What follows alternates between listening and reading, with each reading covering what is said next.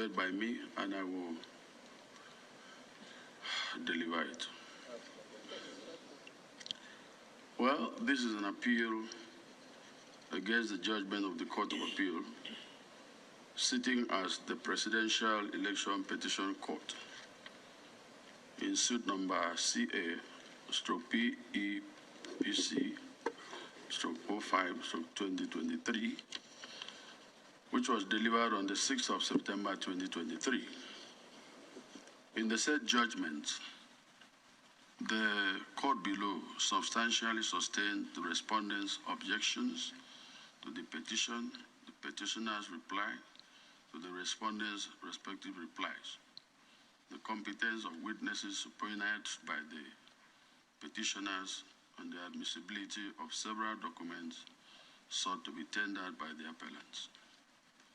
After resolving all the issues in favor of the respondents, the lower court dismissed the petition for lacking merit. Dissatisfied with the dismissal of the petition, the appellants filed a notice of appeal on the 18th of September 2023. A brief facts of the case giving birth to this appeal are that election into the office of President of the Federal Republic of Nigeria was conducted by the Independent National Electoral Commission, INEC, on 25th February 2023, wherein the second and third respondents emerged winners with a total of 8,094,726 votes, while the appellants came second with 6,984,524 votes. 16 others participated in the said election. The first respondent accordingly declared the second and third respondents winners of the election and declared the second respondent as the elected president of the Federal Republic of Nigeria. Aggrieved by the outcome of the election, the petitioners jointly filed a petition at the court below to challenge the outcome of the election under 4 grounds as follows.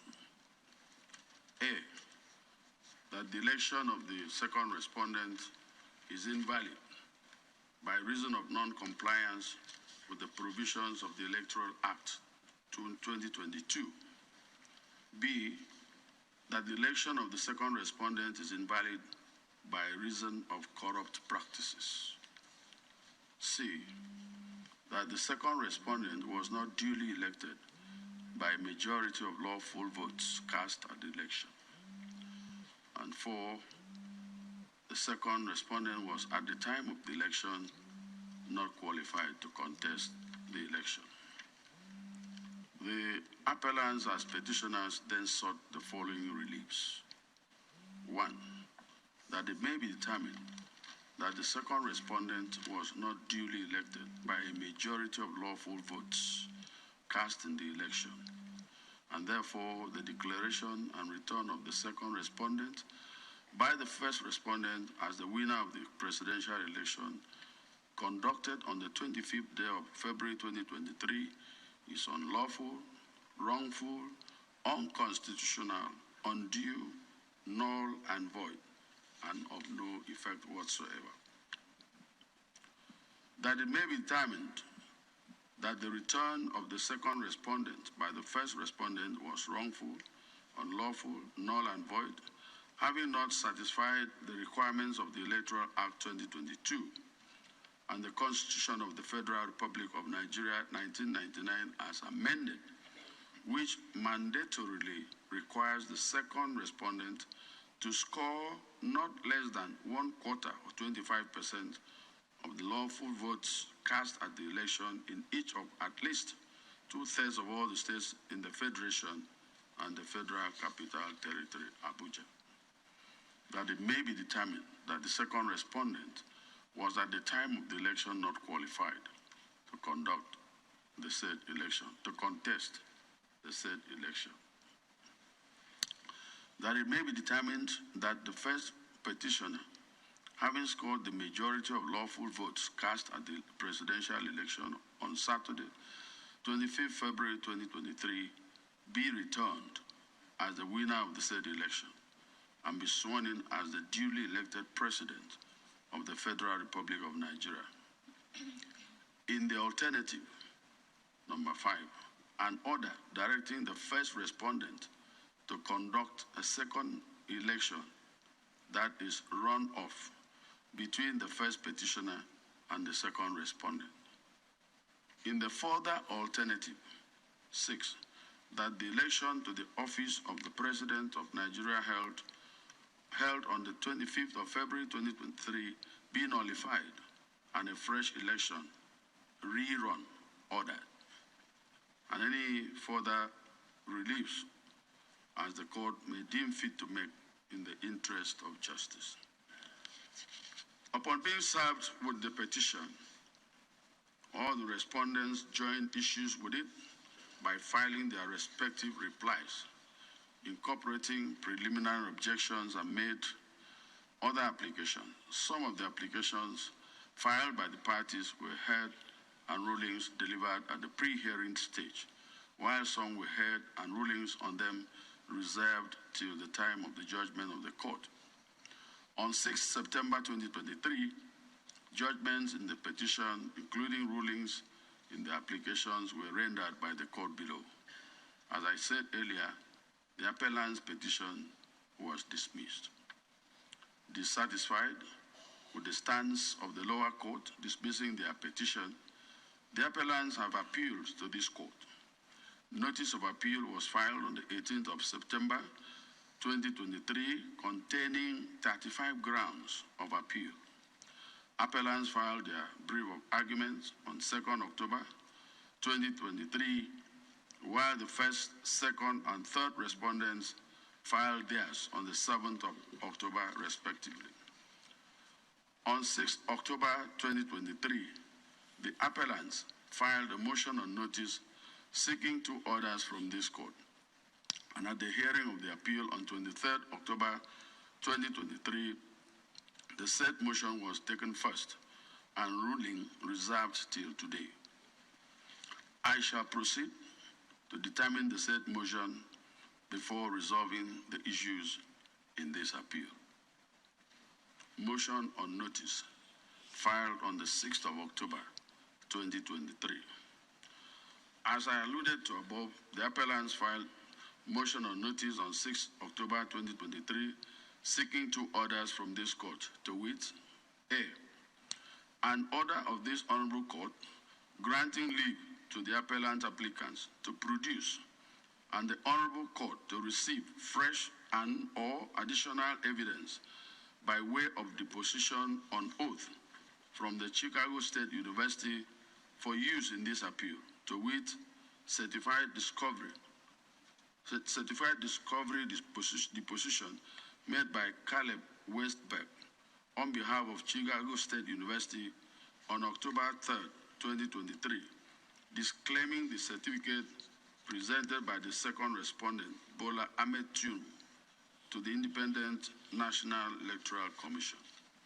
B, and upon leave being granted, an order of this court receiving the said deposition in evidence as exhibit in the resolution of this appeal.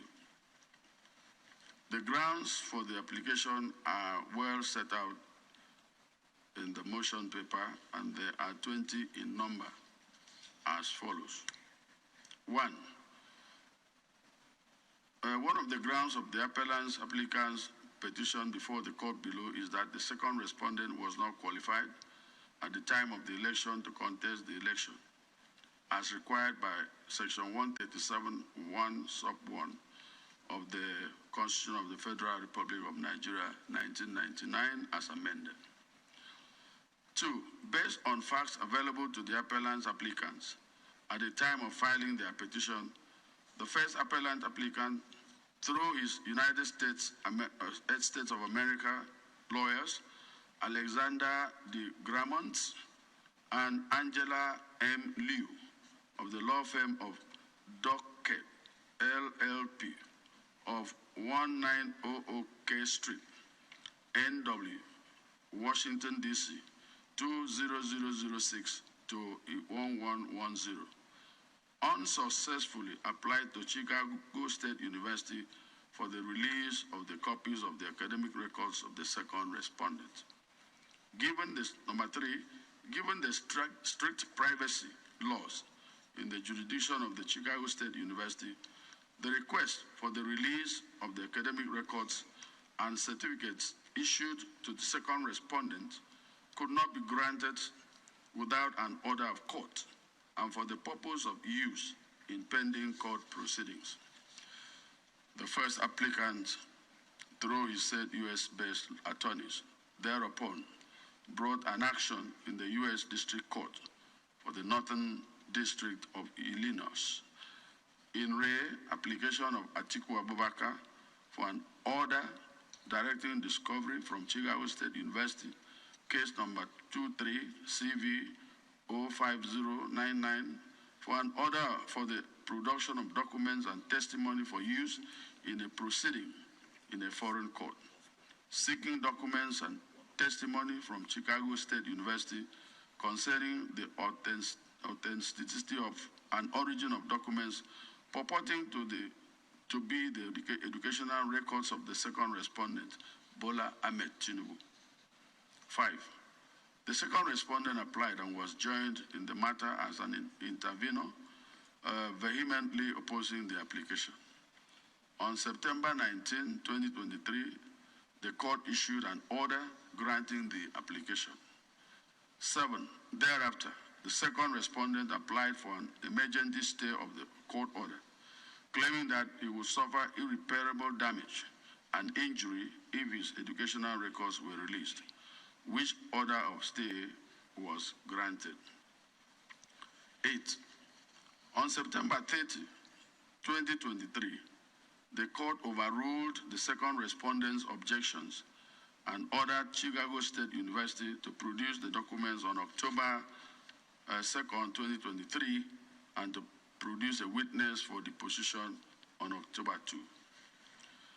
Then on October 2, 2023, Chicago State University produced the documents pursuant to the court's order. 10. On October 3, 2023, also pursuant to the court's order, Chicago State University provided a witness to give deposition testimony, in which deposition Chicago State University disclaimed ownership and authorship of the document that second respondent presented to INEC, purporting to be Chicago State University certificate, and also disclaimed issuing any replacement certificate to him. The deposition was not in existence, or that's number 11. The deposition was not in existence or available at the time of filing the petition or at the hearing of the petition. The deposition number 12 sought to be adduced is, along with its accompanying documents, such as would have important effect in the resolution of this appeal. 13, the deposition is relevant to this matter, having confirmed that the certificate presented by the second respondent to the Independent National Electoral Commission did not emanate from Chicago State University, and that whoever issued the certificate presented by the second respondent did not have the authority of the Chicago State University, and that second respondent never applied for any replacement certificate, nor was he issued any replacement certificate by Chicago State University. The deposition which is on oath, that is number 14's ground, the deposition which is on oath deposed to in the presence of the second respondent's attorney is credible and believable and ought to be believed. 15. The deposition is clear and unambiguous, and no further evidence is needed to be adduced on it. 16. The evidence is such that could not have been obtained with reasonable diligence for use at the trial, as the deposition required the commencement of the suit in the United States of America before receiving same. It was not possible to obtain the said evidence before the trial at the court below. 17. The deposition was made on October 3, after the conclusion of trial at the court below and was not available to be tendered at the trial court. 18. Presentation of a forged certificate to the INEC by a candidate for election to the office of President of the Federal Republic of Nigeria is a weighty constitutional matter requiring consideration by the court as custodians of the Constitution. 19. The original certified deposition has been forwarded to the Honorable Court by a letter addressed to the Chief Registrar of the Supreme Court. And 20, the last, it is in the interest of justice for this Honorable Court to exercise its discretion in favor of the appellant applicants. In support of the said application is a 20-paragraph affidavit deposed by Uyigiwa Osage, Nigerian citizen, a legal practitioner, and legal advisor to the first appellant, with exhibits A to H annexed. Learned Senior Counsel for the appellant applicants, Chief Chris Uche, SAN, leading other senior and other counsel, filed a written address in support of the motion. Upon receipt of the said motion on notice, the first respondent filed an 11-paragraph counter affidavit deposed by one Gift Nwadike, a legal secretary in the law firm of Diko and Mahmood, lead counsel to the first respondent.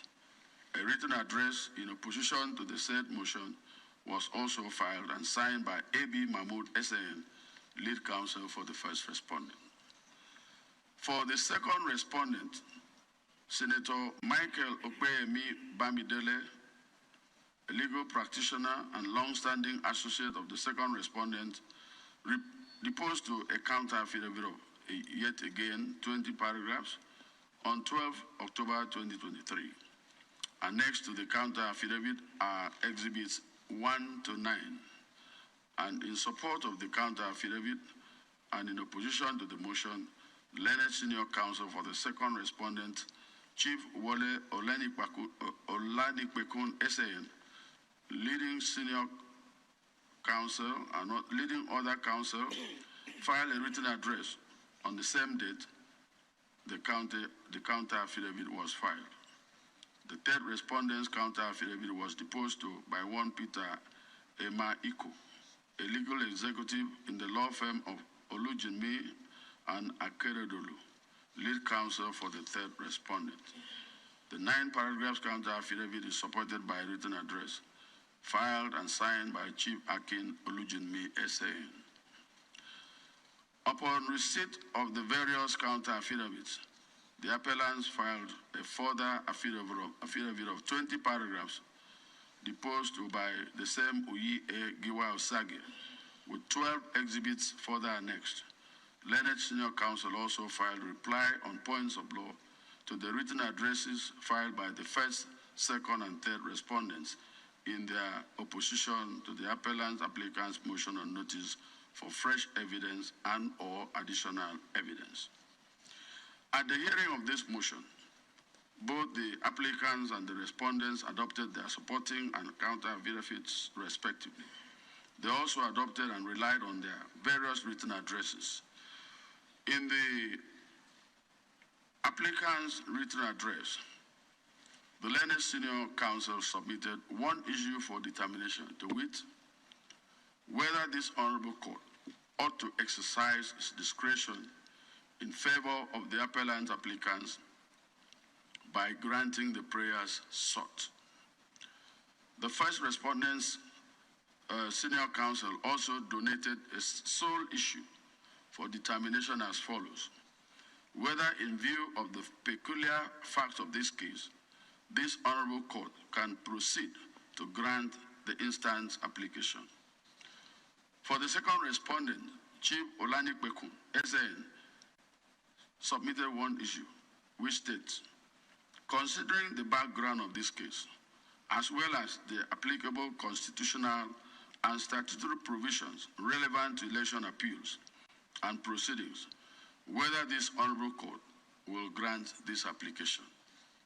Finally, Chief Akin Olujinmi SAN, leading other counsel for the third respondent, opined that the crucial question to be addressed in this motion is whether this court has jurisdiction to entertain this application.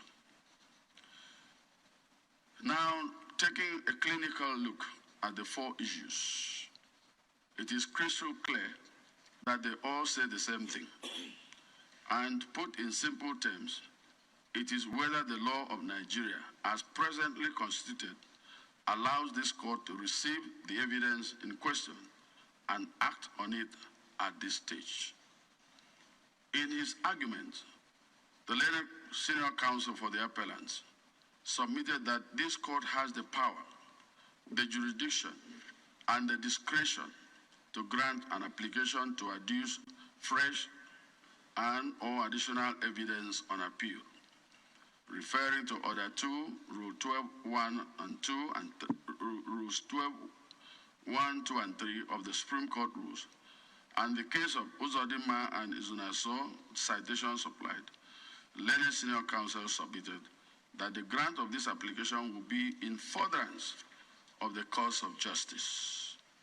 That this is a case in which the second respondent was purportedly declared as the winner of the election to the office of President of the Federal Republic of Nigeria, and the applicants have, amongst other grounds, challenged the election of the second respondent on the ground that the second respondent presented a forged document to the Independent National Electoral Commission. That the appellants have also a challenge in their appeal, the striking out of their pleadings, raising the issue of qualification of the second respondent to contest the said election. Learned Silk also relied on the cases of Nigerian Customs Service Board and Innocent and other cases cited in this judgment. According to the Learned Silk, the evidence required to establish that the certificate presented by the second respondent to the first respondent in support of his qualification to contest the said election is the deposition from the Chicago State University, which deposition did not become available until after the determination of the case by the lower court. He contended that the appellant applicants have successfully explained the delay and difficulties in obtaining the said evidence earlier than now. Relying on Saleh and Abba citations supplied, the learned senior counsel urged this court to resolve the sole issue in favor of the appellants and grant the application. In response to the above argument, the learned senior counsel for the first respondent, A.B. Mahmoud S.A., submitted and urged this court to dismiss the appellant's application as they have failed to meet the conditions for grant of same. He opined that election petitions are sui generis, and as such, this court, in determining this application, must take into consideration the peculiarity of the instant appeal, which is an appeal against the judgment of the Court of Appeal, sitting as the Presidential Election Petition Court, and based on the provisions of the Constitution of the Federal Republic of Nigeria 1999 as amended, and the Electoral Act 2022. He stated the three conditions that has to be met before the fresh evidence can be admitted, and he urged this court to hold that the appellants failed to fulfill the conditions. In this, he relies on the case of Adeleke and Aserifa, Wata and Anyago, UBA PLC and BTL Industries, all citations supplied, amongst others. It is his contention that the appellants were tardy and were not reasonably diligent in their attempt at obtaining the documents which they seek to be received in these proceedings, that having not acted with reasonable diligence, this court ought not to grant the instant application, also relying on OBO and NFLS Limited. Oh my. Learned Senior Counsel also drew the attention of this court to the decision of the court below, which has not been appealed against, that the petition did not plead facts in support of non-qualification or disqualification of the second respondent in their petition, and that their efforts to remedy it through their replies to respondents' replies were belated and were rightly refused. According to him, the deposition of Caleb Westberg is irrelevant since the appellants did not raise the issue of forgery at the lower court. And relying on the case of Okwe Kenye and registered trustees of Jude Anglican Church, citation supplied is submitted that evidence not supported by pleadings goes to no issue. Leonard Silk further submitted that insofar as the deposition of Caleb Westberg is solely to disdain the certificate presented by the second respondent and attached to his form EC9 dated 17 June 2022, which the first respondent published as far back as 24th day of June 2022, the appellant's complaint in that regard is pre-election matter, which by section 285(9) of the Constitution of the Federal Republic of Nigeria is statute barred. As such, an action ought to have been initiated within 14 days of the second respondent's submission of his form EC9 or the publication by the first respondent. He urged the court to so hold. According to Leonard Senior Counsel, an allegation of presentation of false or fake certificate is rooted in the criminal offense of forgery, which requires proof beyond reasonable doubt. He contended that the deposition by Caleb Westberg, which seeks to establish a case of forgery against the second respondent without more, cannot ground a conviction for forgery of as proof beyond reasonable doubt cannot be solely based on an affidavit evidence, relying on Abubakar and INEC, Agi and PDP, Mohammed and Wamako, all citations supplied. Leonard Silk argued further that the deposition of Caleb Westberg alone does not, under our law, constitute credible evidence to establish a case of forgery. Finally, the Leonard Silk submitted that this appeal, being based on an election matter, where a trial court is to hear matters and deliver judgment not later than 180 days after the filing of the petition, the implication is that all evidence ought to be adduced at the trial court and judgment delivered within 180 days. That it was not the intention of the draftsman of the Constitution to allow and permit the receipt of evidence in an election matter when the court vested with the powers to receive evidence has lost jurisdiction over the matter. He wondered what would happen now that all parties have filed and exchanged briefs with no arguments canvassed in respect of the additional evidence sought to be adduced in the instant appeal, there being no room to extend time under the pre-election and election appeals practice directions 2023 of the Supreme Court. He urged the court to dismiss the application. In his contribution in opposition to the grant of this application, Leonard Senior Counsel for the second respondent, Chief Olanikpekun SAM, submitted that this court is without the virus to consider the said deposition either as oral or documentary evidence, more so when the evidence was not considered by the court of first instance within the 180 days time frame provided by the Constitution of the Federal Republic of Nigeria, relying on the recent case of Towo Womo and Ajayi, unreported, delivered on the 27th of January 2023 in this court hall. That the lower court, having lost its jurisdiction since 17 September 2023, upon expiration of the 180 days from the date of filing the petition by the appellant, this court cannot grant this application. That section 22 and 23 of the Supreme Court Act give power to order 2 Rule 12(1) of the rules of this court, and that can only happen if the lower court still has jurisdiction. Referring to Omubilari and Igbo Asoyi and others, and Adegbite and Omosun, all citations supplied, the Leonard Silk contended that applicants failed to satisfy the 5 conditions enunciated in those cases before this type of application can be granted.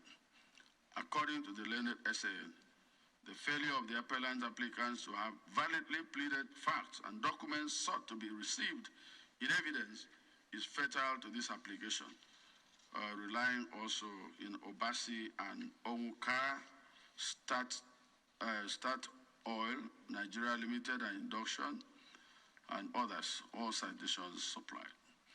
Making reference to the USA Rules on Civil Procedure 32A1A, the learned Silk opined that the failure to invite the All Progressives Congress and the Independent National Electoral Commission to participate in the deposition made in the United States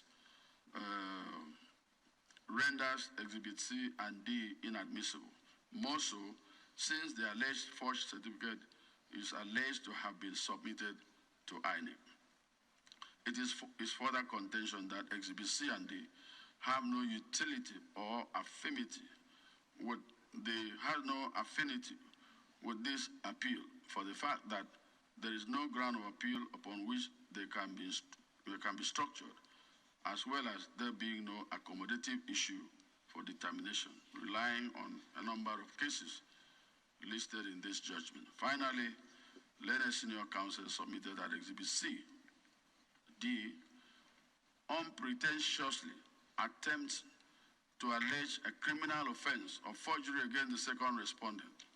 You find that a criminal offense must be proved beyond reasonable doubt, as provided in Section 135 of the Evidence Act, also referring to the cases of ACN and Nyako and Kaki and PDP. He concluded that the Supreme Court does not have original jurisdiction to try the case of forgery. He urged this court to refuse this application and hold that it is an abuse of court process.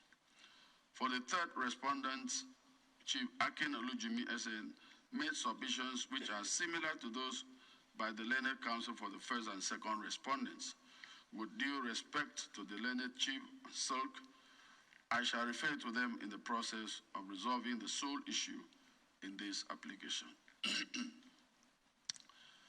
In the appellant applicant's reply on points of law, learned senior counsel listed some paragraphs of counter affidavit of the second respondent, which he alleges consists of legal arguments, objections, and conclusions, which he urged that they be struck out. On issue of jurisdiction, he submitted that Section 285(6) of the Constitution, which pegs 180 days for the hearing and determination of the election petitions, does not include the Court of Appeal, but only election tribunals. Learned Silk submitted that issue of qualification is for both pre- and post-election matters, referring to Section 137(1)J of the Constitution. He urged the court to grant this application in the interest of justice, as was done in Amechi and INEC and Obi and INEC, all citations supplied. In resolving the sole issue submitted for the determination of this motion, I wish to start from the beginning. And the beginning is the issue of jurisdiction. Whereas the respondents in their various written addresses have urged this court to grant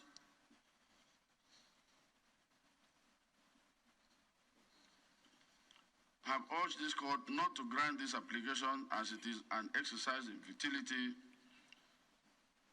They opine that the Supreme Court does not have jurisdiction to look into or act on Exhibit C and D if admitted into the proceedings.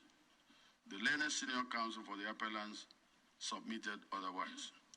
I have already summarized their various positions, and I shall refer to them as we proceed. It is elementary to state that the jurisdictional court is the authority which a court possesses to decide matters brought before it, or to take cognizance of matters presented in a formal way for its decision. In an old case of Ogun Makun and Milad Osun State, citation supplied. This court stated as follows: jurisdiction of the court is the basis, the foundation, and the live wire of access to court in adjudication under Nigerian civil process. As courts are set up under the Constitution, decrees, acts, laws, and edicts, they cloak the courts with the powers and jurisdiction of adjudication. If the Constitution, decrees, acts, laws, and edicts do not grant jurisdiction to a court or tribunal, the court and the parties cannot, by agreement, endow it with jurisdiction, as no matter how well intentioned and properly conducted the proceedings, once it is incompetent, it is a nullity and an exercise in futility. End of quote. The jurisdiction of a court has further been defined as the very fundamental and priceless commodity in the judicial process.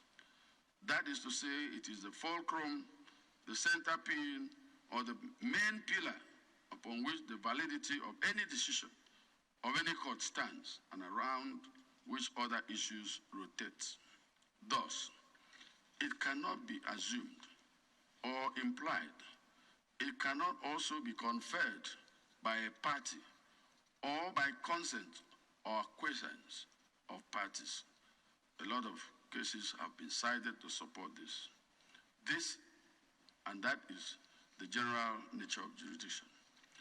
I must emphasize that the matter under which the application is brought is an appeal in an election petition.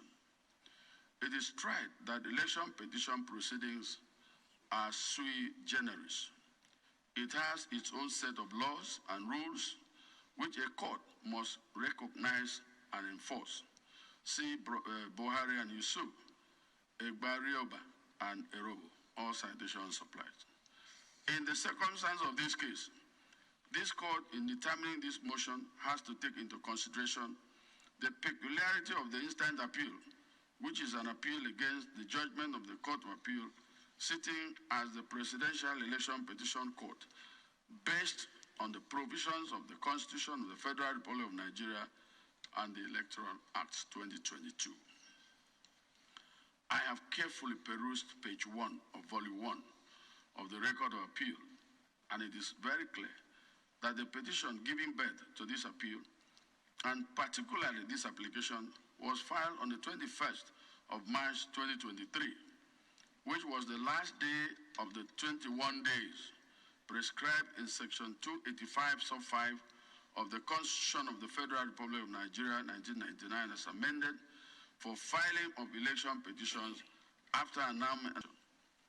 By sub-paragraph 6 thereof, an election tribunal shall deliver its judgment in writing within 180 days from the date of filing the petition, and where there is an appeal, it shall be determined within 60 days from the date of delivery of judgment of the tribunal or court of appeal.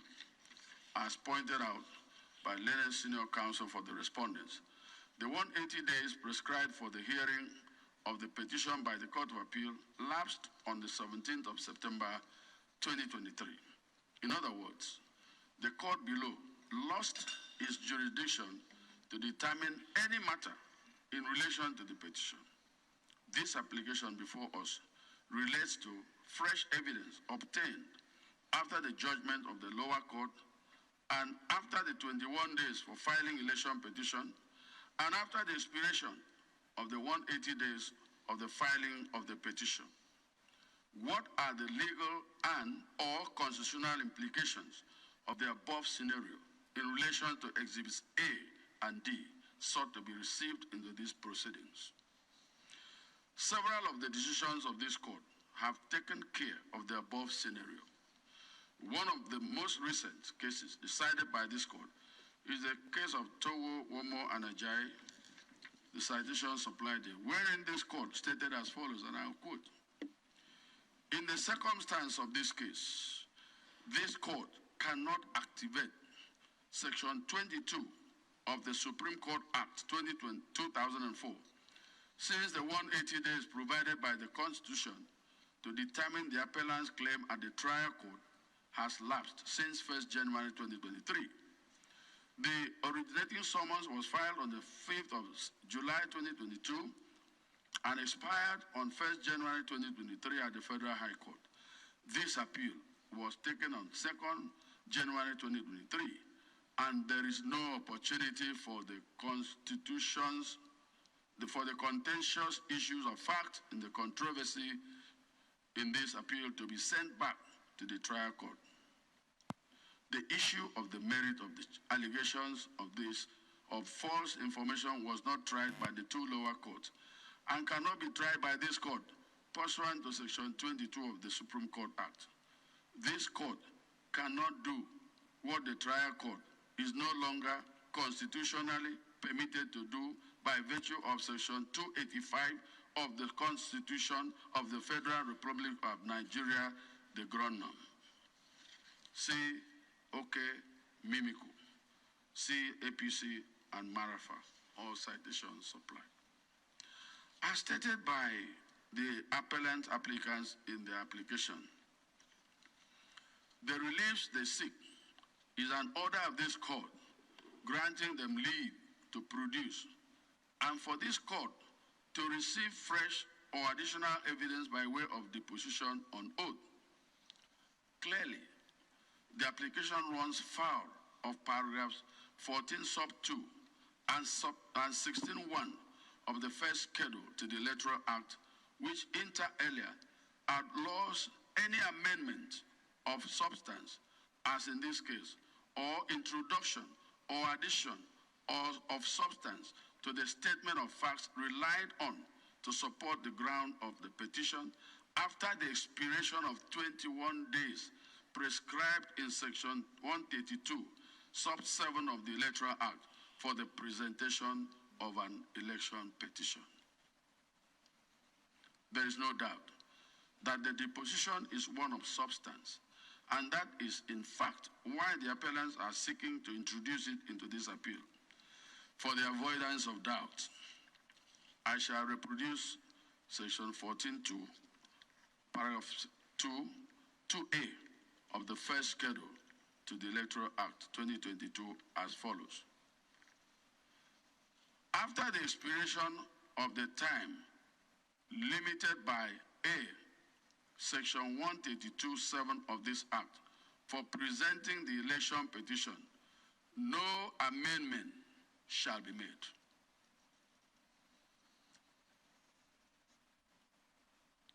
No amendment shall be made. 1.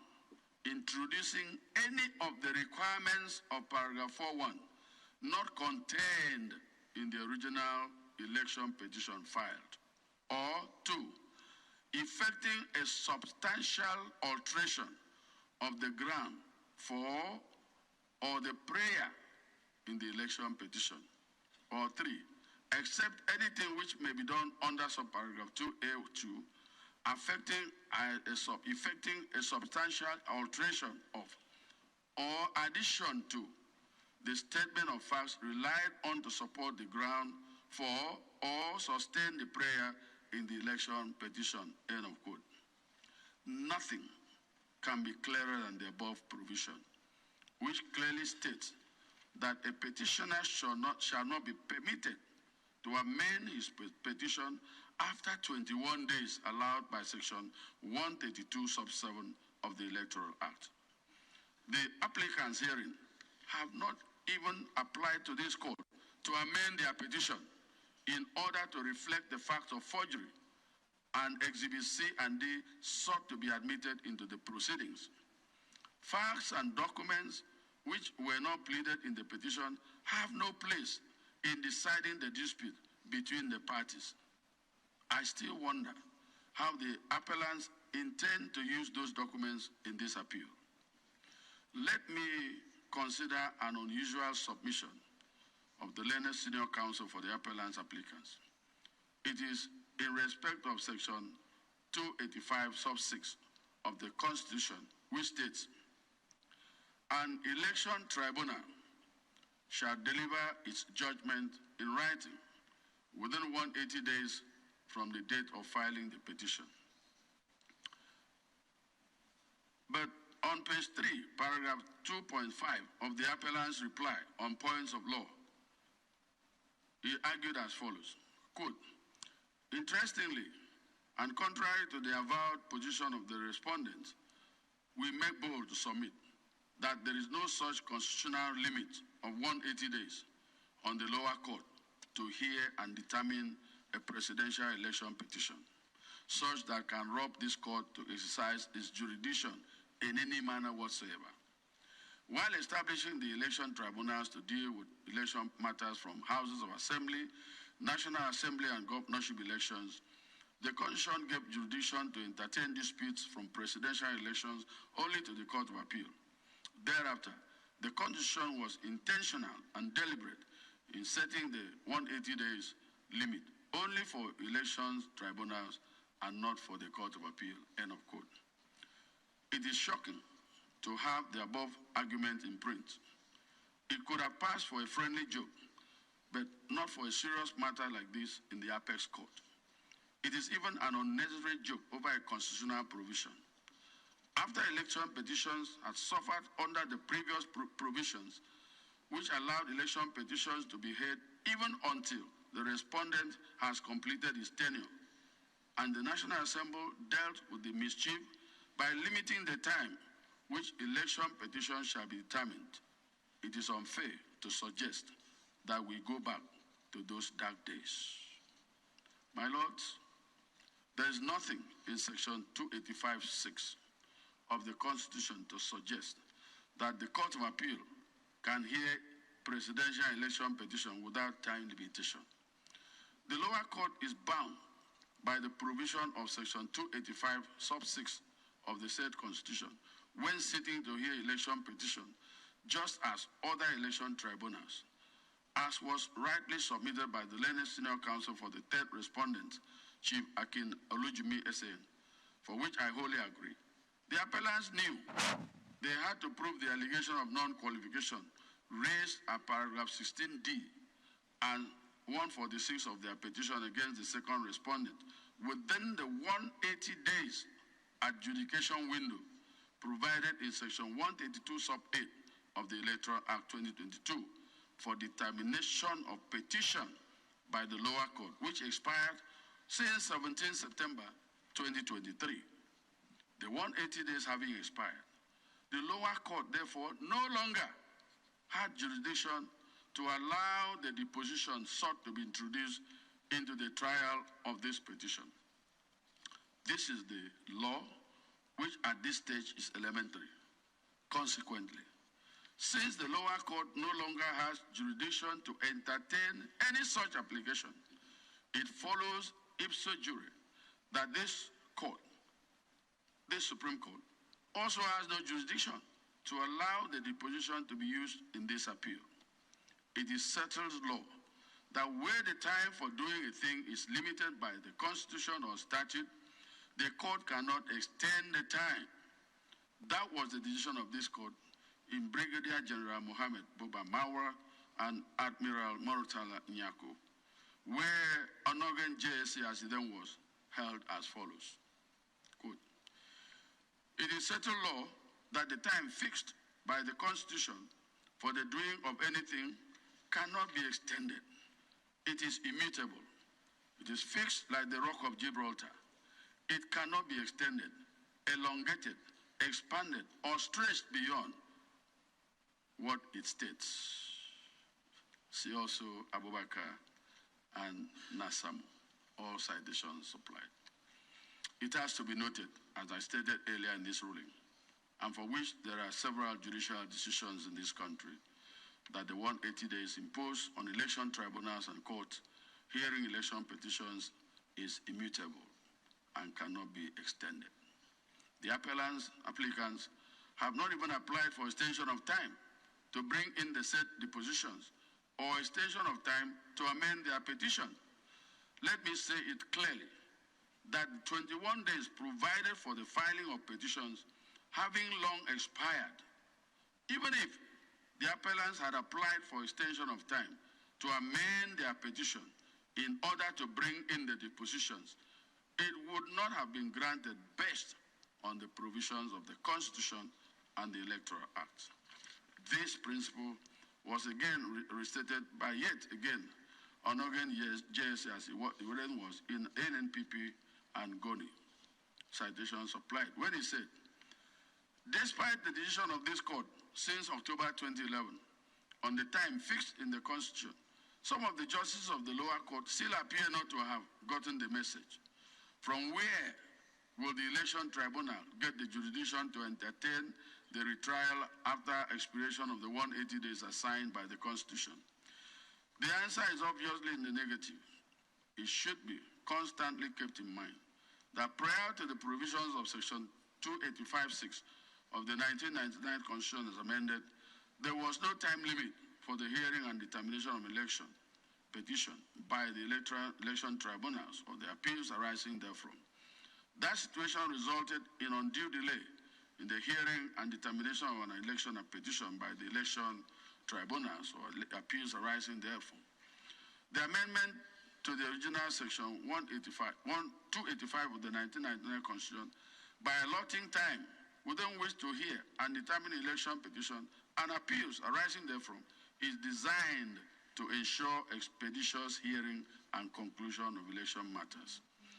If the decision of the lower court is allowed to stand, as urged by the respondents, it will reintroduce the earlier mischief which the amendment sought to correct. End of quote.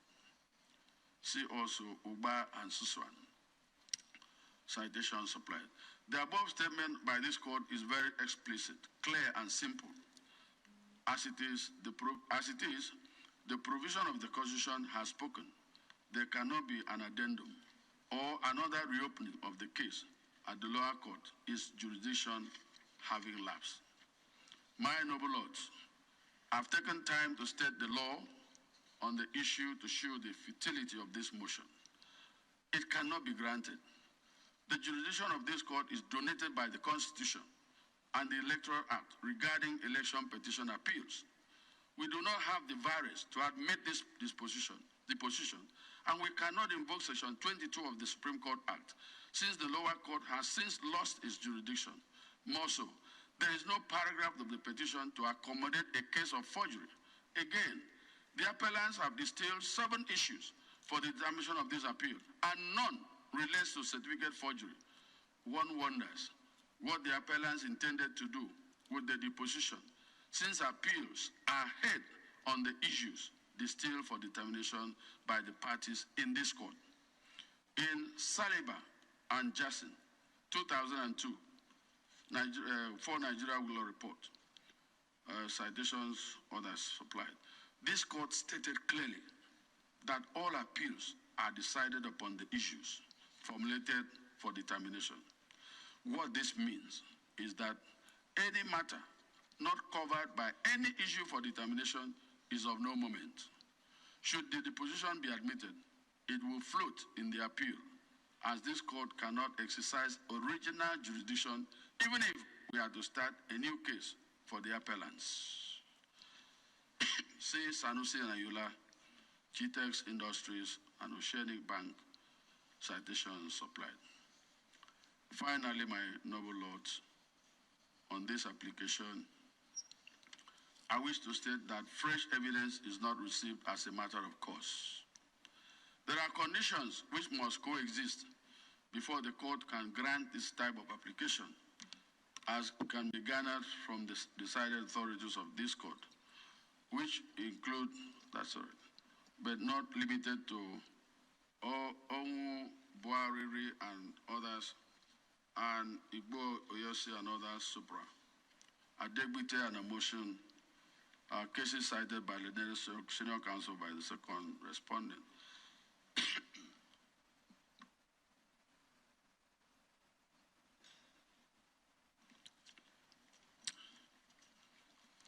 Simply put, the conditions for the grant of this type of application are that 1, the fresh evidence could not have been obtained with reasonable diligence at the trial. 2, such evidence, if admitted, would have important effect on the subject of the appeal. 3, such evidence ex facie is apparently capable of being believed. 4, such evidence would have influenced the judgment of the lower court in favor of the appellants had it been available. And 5, and if such evidence is admitted, further evidences from the opposing party would not be needed. Taking the first condition, for example, the appellants failed to convince this court on why it waited until after the court below delivered judgment in the petition and lost the 180 days donated to it by the Constitution before bringing the said deposition sought to be admitted in this court. It has to be noted that appeals are a continuation of hearing of the matter in the lower court. As was pointed out by the learned senior counsel for the first respondent, A.B. Mahmoud Essay, the presidential election was conducted on the 25th of February, 2023. And the first respondent declared the second respondent as winner of the election on 1st March 2023. Thereafter, the appellants filed their petition at the registry of the court below on 21st March 2023. If I may ask, what attempts did the appellants make between the publication of the second respondent's form EC9 and accompanying documents in June 2022, more than a year ago, and the date of filing the petition on 21st of March 2023 to obtain the documents from Chicago State University, which could have been used at the trial court? Again, what attempts did the appellants make to obtain these documents between the date of filing the petition and the conclusion of trial? To say the least, the above questions are critical in the quest of this court's efforts to decide whether the new evidence sought to be adduced could have been obtained by the appellants with reasonable diligence for use at the trial. And with due respect to the appellants and their counsel, I think they were a bit tardy and were not reasonably diligent in their attempts at obtaining the documents which they seek to have this court receive in this appeal. In Adeleke Aserifa Supra, this court held that where the evidence is available and could with reasonable care and diligence be made available to the applicant at the time of the trial, as in this case, the court should refuse to exercise its discretion to receive such evidence. From all I have stated above, it is crystal clear that the additional evidence by way of deposition of oath does not fit into the issues submitted for the determination of this appeal. The application, my lord, of the appellant's applicants in the circumstance is hereby refused and accordingly dismissed. I now go to the main appeal. I want to say that the motions filed by the respondents to challenge some issues, grounds of appeal, we have decided to ignore them, strike them out, and hear the appeal on the merits. The latest senior counsel for the appellants distilled 7 issues for determination, all of them, except the last one, the third respondent submitted 6 issues. So we have stated all there are 7 issues in the judgment. You will see them when you get copies. There is no doubt that all the issues submitted by all the parties are similar, and any could be adopted for guidance. I propose, however, to determine this appeal based on the issues as formulated by the appellants. After all, it is their own appeal. Issue 1. The thrust of issue 1 is whether the lower court was right in refusing to hold that the failure of the first respondent to electronically transmit results from polling units nationwide for the collation of results introduced by the Electoral Act 2022 and specified in the regulations and guidelines for the conduct of elections 2022 and manual for election officials 2023 does not amount to non-compliance, which substantially affected the outcome of the election. Chief Chris Uche, SA, learned senior counsel for the appellants, submitted in the main that by virtue of Section 64, Sub 4 of the Electoral Act 2022, the collation officers and returning officers of the first respondent, including the national chairman of the first respondent, were under a statutory obligation towards mandatory verifications and confirmations at all stages required before the announcement of the result of the election. Leonard Silk further contended that at the trial of the appellant's subpoenaed witnesses, several presiding officers, including PW 12, 13, 14, 15, 16, 17, 18, 23, 24, and 25, who handled the BVAS machines at the polling units on the election day, who confirmed the non-transmission of results of the presidential election electronically from the BVAS machines, whereas the results for the National Assembly election held simultaneously were electronically transmitted without difficulty. That the appellant's witnesses gave evidence that the bypass of the use of the prescribed verification technology was nationwide, affecting the entire polling units and collation of results all over Nigeria, and substantially affected the outcome of the election. That the sole witness of the first respondent, Lawrence Biode, admitted under cross-examination that the deployment of the technology of BVAS and IREV was to guarantee the transparency of the electoral process and the integrity of the result, but claimed that there was a technical glitch that made the system fail to work on the election day, which technical glitch was not explained by the first respondent. The appellant contended that the failure to transmit the result electronically led to manipulation of the results in favor of the second respondent. Leonard Silk then urged this court to depart from its previous decisions pursuant to Order 6 Rule 54 of the Supreme Court rules on the manner of proof of non-compliance with the provisions of the Electoral Act in the light of the novel provision in Section 132 of the Act and paragraph 46 of 4 of the first schedule to the Electoral Act. The learned SAN submitted that the assurances given to the public by the first respondent as a public institution that results will be electronically transmitted was dashed. It is his contention that the election ought to be nullified by reason of the gross misrepresentation by the first respondent based on the doctrine of legitimate expectation as applied by this court in Stitch and AG Federation. Citation supplied. The learned Silk concluded on this issue that given the introduction of technology into the collation process by the new Electoral Act 2022, the judicial approach and the attitude must of necessity be different from the analog past.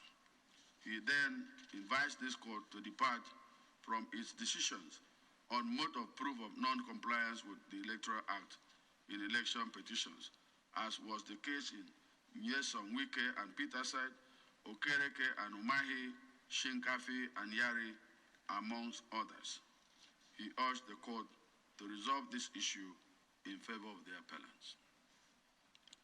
In response, the learned senior counsel for the first respondent, A.B. Mahmoud Hussein, urged this court to decline the invitation to override its previous decisions on the manner of proof of non-compliance because such invitation is not usually taken lightly by this court. He contended that the conditions for such application does not exist in this appeal, relying on VP Industries Limited and Cocoa Industries Limited, citation supplied. He contended that the appellant has not contended that the previous decisions sought to be departed from were given per incuriam or erroneous in law.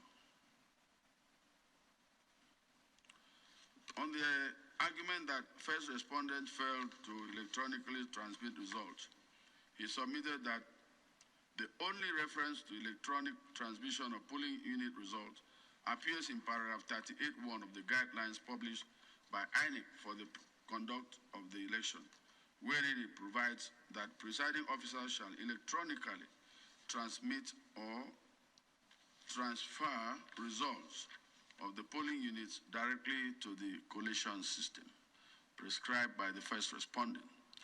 That the use of the word "or" in the said paragraph 38(1) of the guidelines gives the presiding officer the discretion or option to either transmit electronically or transfer the result to the collation system prescribed by the first respondent.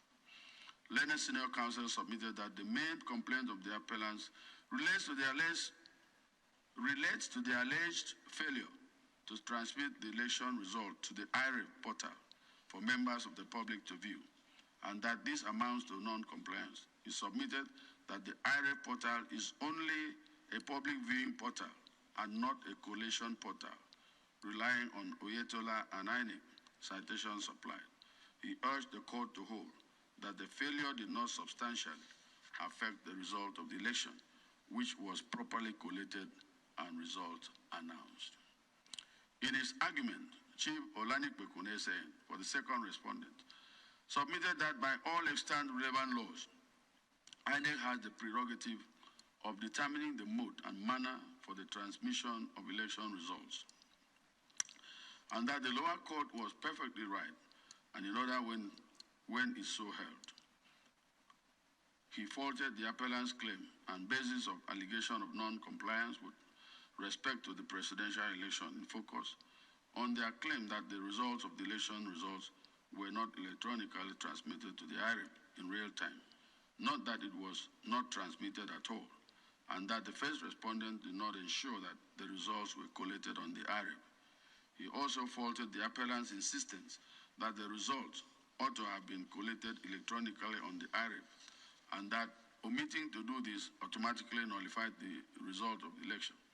Referring to the case of Labour Party and INEC, suit number FHC ABA-CS 145/2022, delivered on 23/1/2023 by Wite J of the Federal High Court, which decided that there is nothing in a combined reading of sections 47(2), 52, 65, and 62, 1 and 2 of the Electoral Act 2022, which suggests that INEC is mandated to only use an electronic means in collating or transferring of elections result. Rather, that INEC is at liberty to prescribe the manner in which election results will be transmitted. That by section 287(3) of the 1999 Constitution, all authorities and persons are bound to enforce the terms of the judgment until set aside by an appellate court. It submitted that all through the gamut of the Electoral Act, the appellants were unable to refer to the lower court a single provision which prescribed electronic collation of result or even electronic transmission of results, and that was why the court below held that the petitioners were unable to prove that the Electoral Act or guidelines made it mandatory for electronic collation system. He submitted further that the appellants failed to show that the results collated was different from the one they perceived belonged to them. Learned Soul submitted finally that the Electoral Act 2022, the INEC regulations and manual points irresistibly to a manual collation of results, contrary to electronic collation touted by the appellants. The reason being that by paragraph 93 of the regulations, the only circumstance where electronic copy of results becomes relevant is where there is no hard copy of the result. Then the electronic copy can be resorted to during collation. Learned Counsel Olanikpekun urged this court to resolve this issue against the appellants. In his submission, Chief Olujimi SN, for the third respondent, submitted that the appellants seem to have admitted their failure to prove allegation of non-compliance when they pleaded with this court to depart from the earliest established legal position that non-compliance be proved on polling unit basis. He submitted that there is nothing compelling presented by the appellants to warrant a departure from the established legal order, relying on Wike and Peterside, Belgore and Ahmed, citations supplied. He urged this court to decline the invitation. According to Learned Silk, any agreements for relaxing the established standard of proof of allegation of non-compliance must not be driven by sentiments and cavalier presentation of a case seeking to overturn the will of millions of the electorate in a presidential election. He contended that the appellants merely half-heartedly offered 27 witnesses, many of whom were incompetent witnesses, while purporting to prove allegation of non-compliance, covering 176,000 polling units spread across the 36 states that make up the Federation of Nigeria. He argued that based on the inadequate evidence, the allegation of non-compliance must fail, relying on Buhari and Obasanjo, Atiku Abubakar, and INEC, all citations supplied. He urged the court to resolve this issue against the appellants. In their reply brief, the Learned Senior Counsel for the appellants faulted the response of the respondents in relation to their call for this court to depart from its previous decision touching issue of non-compliance. According to him, his argument is based on the introduction of Section 65 and 6 and 137 of the Electoral Act 2022 and paragraph 46 of 4 of the first schedule to the Electoral Act, which provisions were not in the 2010 Electoral Act. That these new provisions deal with the new manner of transmission of result as contained in paragraph 38(1) and 2 of the Regulations and Guidelines for Conduct of Elections 2022 and the legislative intervention to reduce calling of numerous witnesses. This is what the court has to say. By Section 135, sub 1 of the Electoral Act 2022, an election shall not be liable to be invalidated by reason of non-compliance with the provisions of this Act if it appears to the election tribunal or court that the election was conducted substantially in compliance with the principles of the Act and that the non-compliance did not affect substantially the result of the election. From the provisions of the Act stated above, it is crystal clear that a petitioner seeking to nullify an election on the ground of non-compliance must not only lead evidence to prove the non-compliance, but must also show to the court how the non-compliance substantially affected the outcome of the election. A petitioner in this situation must therefore adopt a kind of double-barrel approach. You don't fire one barrel and leave the other intact. Both must be fired together at the same time. From the evidence as can be garnered from the record, the judgment of the court below and the arguments of both parties in this appeal, one thing is very clear, and that is the appellants abandoned the duty imposed on them to lead credible evidence to prove non-compliance, but relied solely on the failure of the first respondent to transmit result real time to the IREF portal. According to the appellants, this was enough to nullify the election of the second respondent. What exactly is the IREF portal? The court below held that the IREF portal is not a collation system. This court in Oyetola and INEC made it clear that there is a difference between a collation system and the IREF portal, though both are part of the election process. Whereas the election system is made up of the centers where results are collated at various stages of the election, the INEC result viewing portal is to give the public the opportunity to view the polling unit results on the election day. What this means is that where the IREF portal fails, it does not stop the collation of results, which up to the last election was manually done. The failure or malfunctioning of the IREP deprives the public and even election administrators and monitors the opportunity of viewing the portal and comparing the result collected with the ones transmitted into the IREP. Truth must be told, the non-functioning of the IREP may also reduce confidence of the voting public in the electoral process. My lords, the Electoral Act empowers the first respondent to determine the electronic device to be used during election and their purpose. The lower court held that the IREP is not a collation system, and I agree. I refer to paragraph 93 of the first respondents' guidelines and regulations for election, which provides that, and I quote, where the INEC hard copy of collated results from the immediate lower level of collation does not exist, the collation officer shall use electronically transmitted results or results from the IREP portal to continue collation. When none of this exists, the collation officer shall ask for duplicate hard copies issued by the Commission to the following in the order below. 1, the Nigeria Police Force, and 2, agents of political parties. End of quote.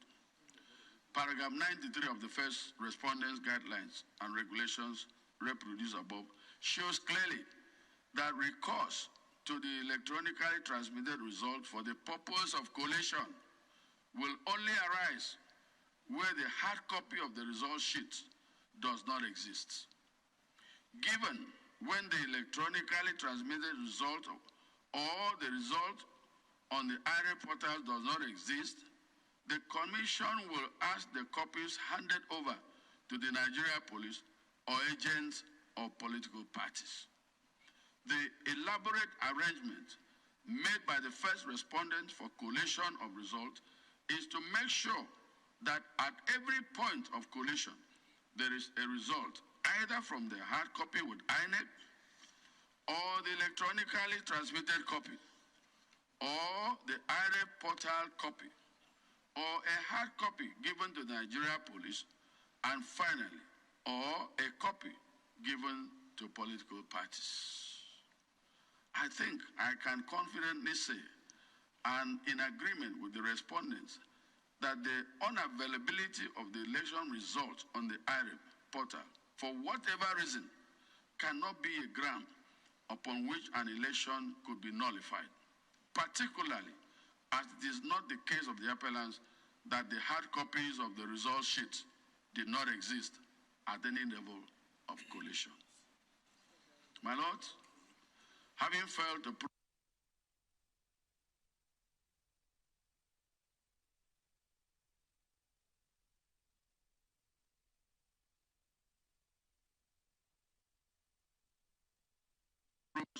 with or that there was any miscarriage of justice since of this society. Section 187 of the Electoral Act relied upon by the appellants for the failure to prove non-compliance in the manner we are used to provide. I quote, it shall not be necessary for a party who alleges non-compliance with the conduct of election to call oral evidence if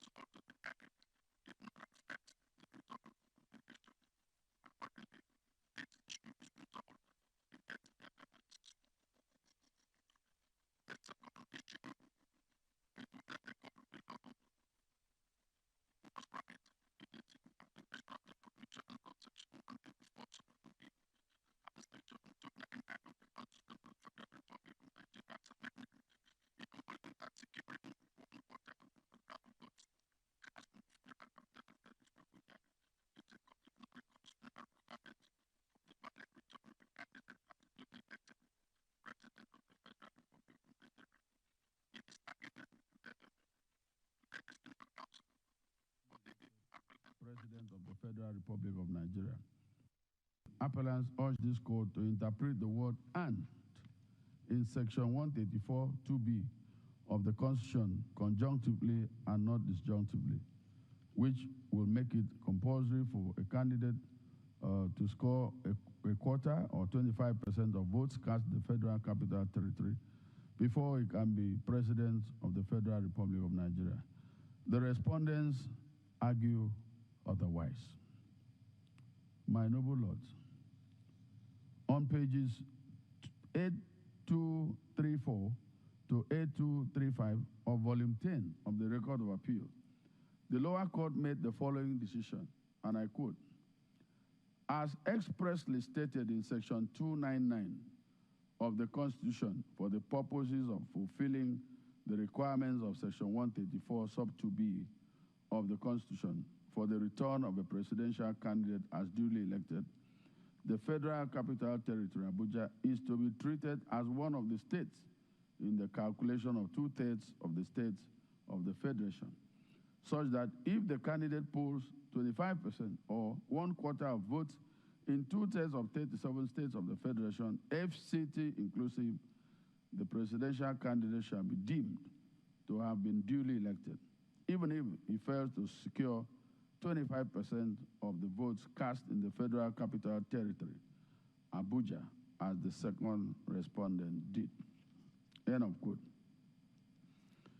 To be very honest, I do not see anything wrong with the above decision.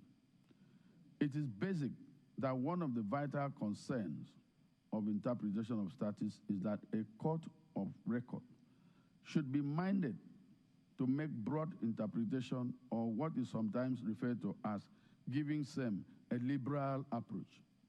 A court should give a holistic interpretation to a statute or the Constitution as required by law.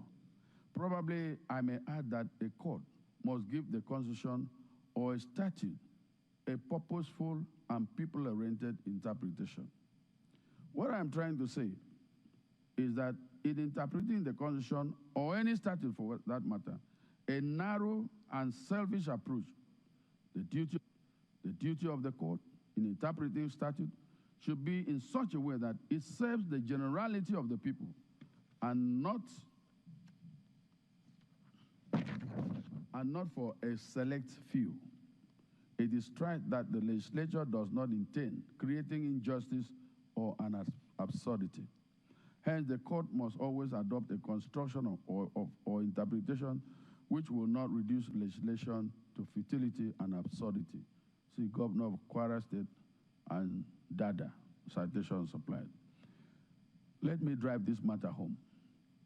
The poster rendered by the learned senior counsel for the second respondent in their brief comes handy. Assuming that a candidate scores the highest number of votes in a presidential election and has 25% or 1/4 of votes in 30 out of 36 states and Abuja, but failed to secure 25% in the FCT, are we saying that he cannot be president? Is that what the Constitution intended? I don't think so.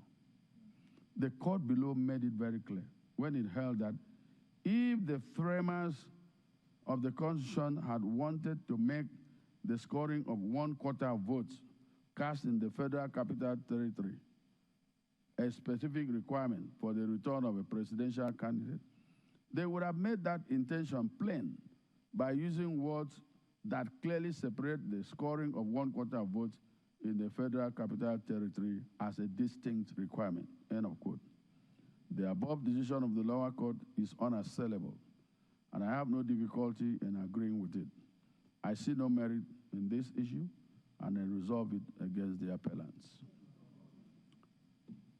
Issue 3 calls on this court to interrogate the decision of the court below and answer the question whether the lower court was not in error to have expunged the witness statements on oath of appellants subpoenaed witnesses, namely PW 12, 13, 14, 15, 16, 17, 18, 21, 23, 24, 25, 26, and 27, and the exhibits tendered by them on the ground that the witnesses' statements on oath were not filed along with the petition and that Order 3, Rule 2 and 3 of the Federal High Court Civil Procedure Rules 2019 is not applicable in election matters.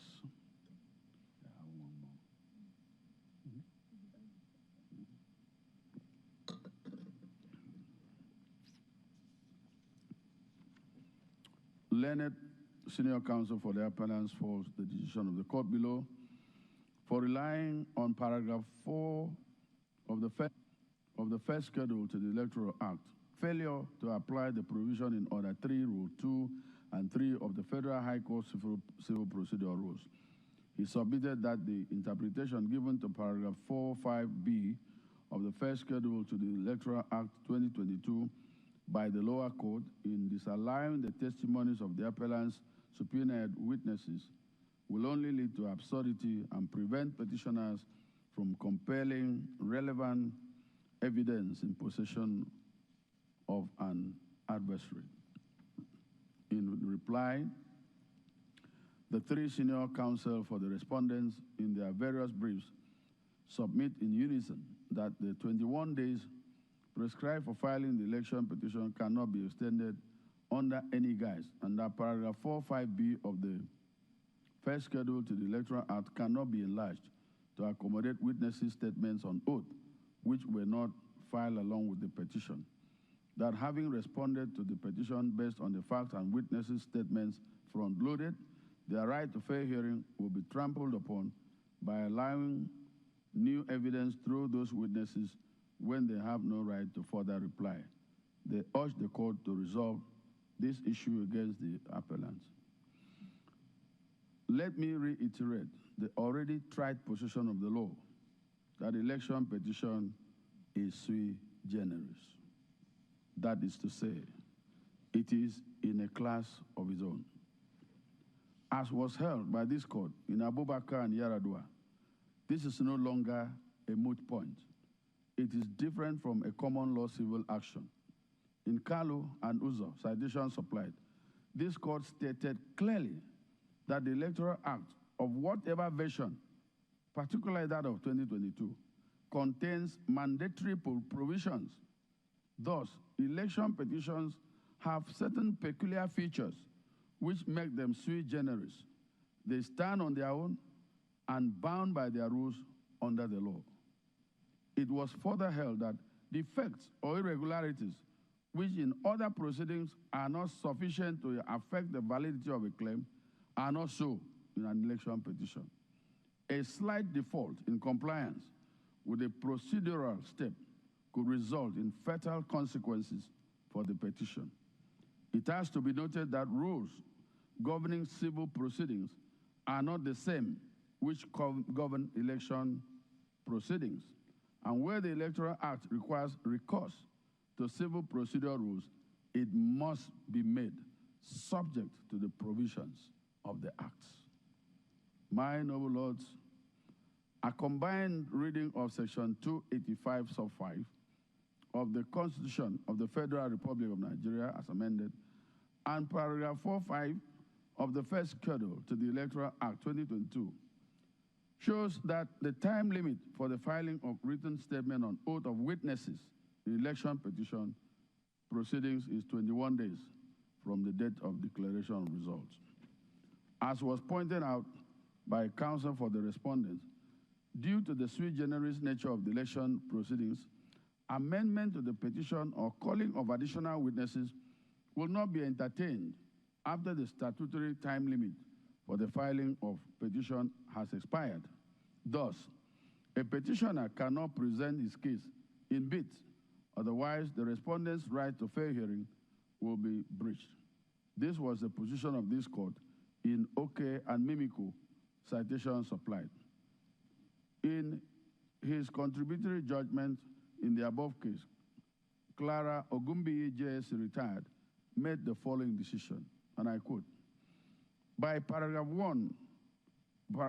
4, sub 1 and 5 of the first schedule to the Electoral Act, a composite analysis of the contents of an election petition has been spelled out, and also a list of materials which must be accompanied.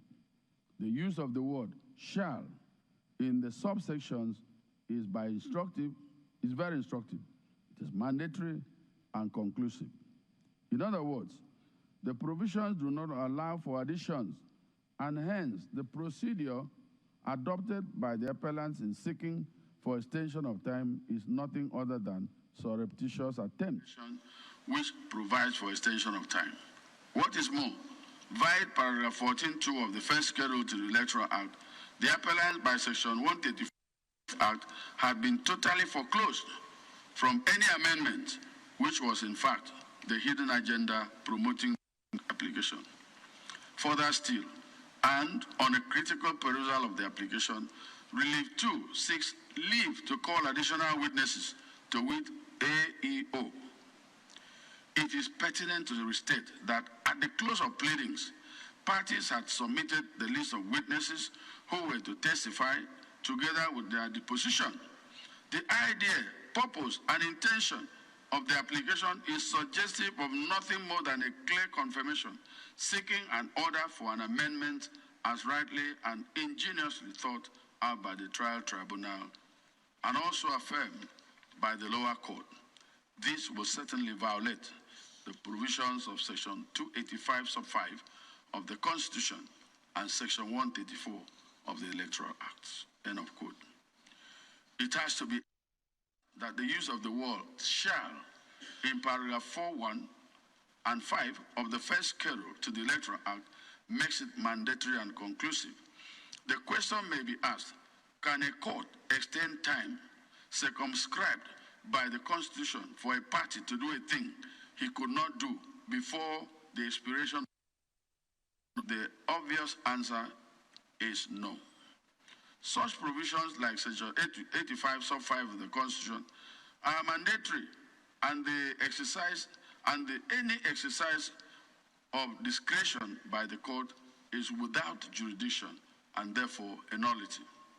In APC and Marafa, citations applied, this court held that application of time to call additional and file additional witnesses' statements after the prescribed period for presenting election petition are not permitted because election matters are time-bound, and by reason of being sui generis, the procedure in handling them are stricter than ordinary civil matters. See also Ararume and INEC citations applied.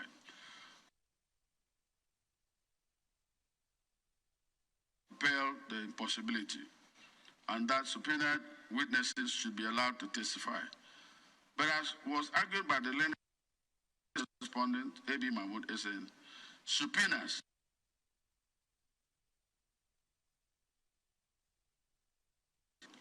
and the effect and purpose of 5 of the Constitution of the Federal Republic of Nigeria and paragraph 4.5 of the first schedule to the Electoral Act 2022.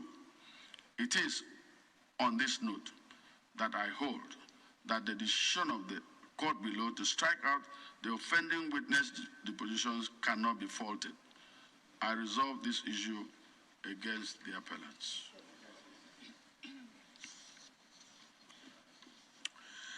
Issue 4 orbits around the evaluation of evidence of PW1, PW2, 3, 5, 7, and 22, who were the appellants' coalition agents at the court below.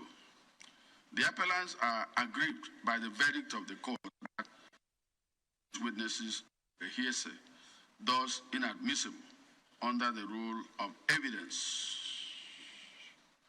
For the purpose of clarity, I shall herein reproduce, albeit extensively, the observation of the court below, which led to the verdicts complained about as follows.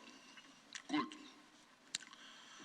the petitioners, it must be underlined, pleaded in paragraph 4 of the petition that the petitioners had agents in all the polling units, ward collation centers, local government collation centers, and state collation centers in all the states of the Federation and the Federal Capital Territory, as well as the national collation centers. Of this crowd of agents, the petitioners did not call any of their agents at the polling units.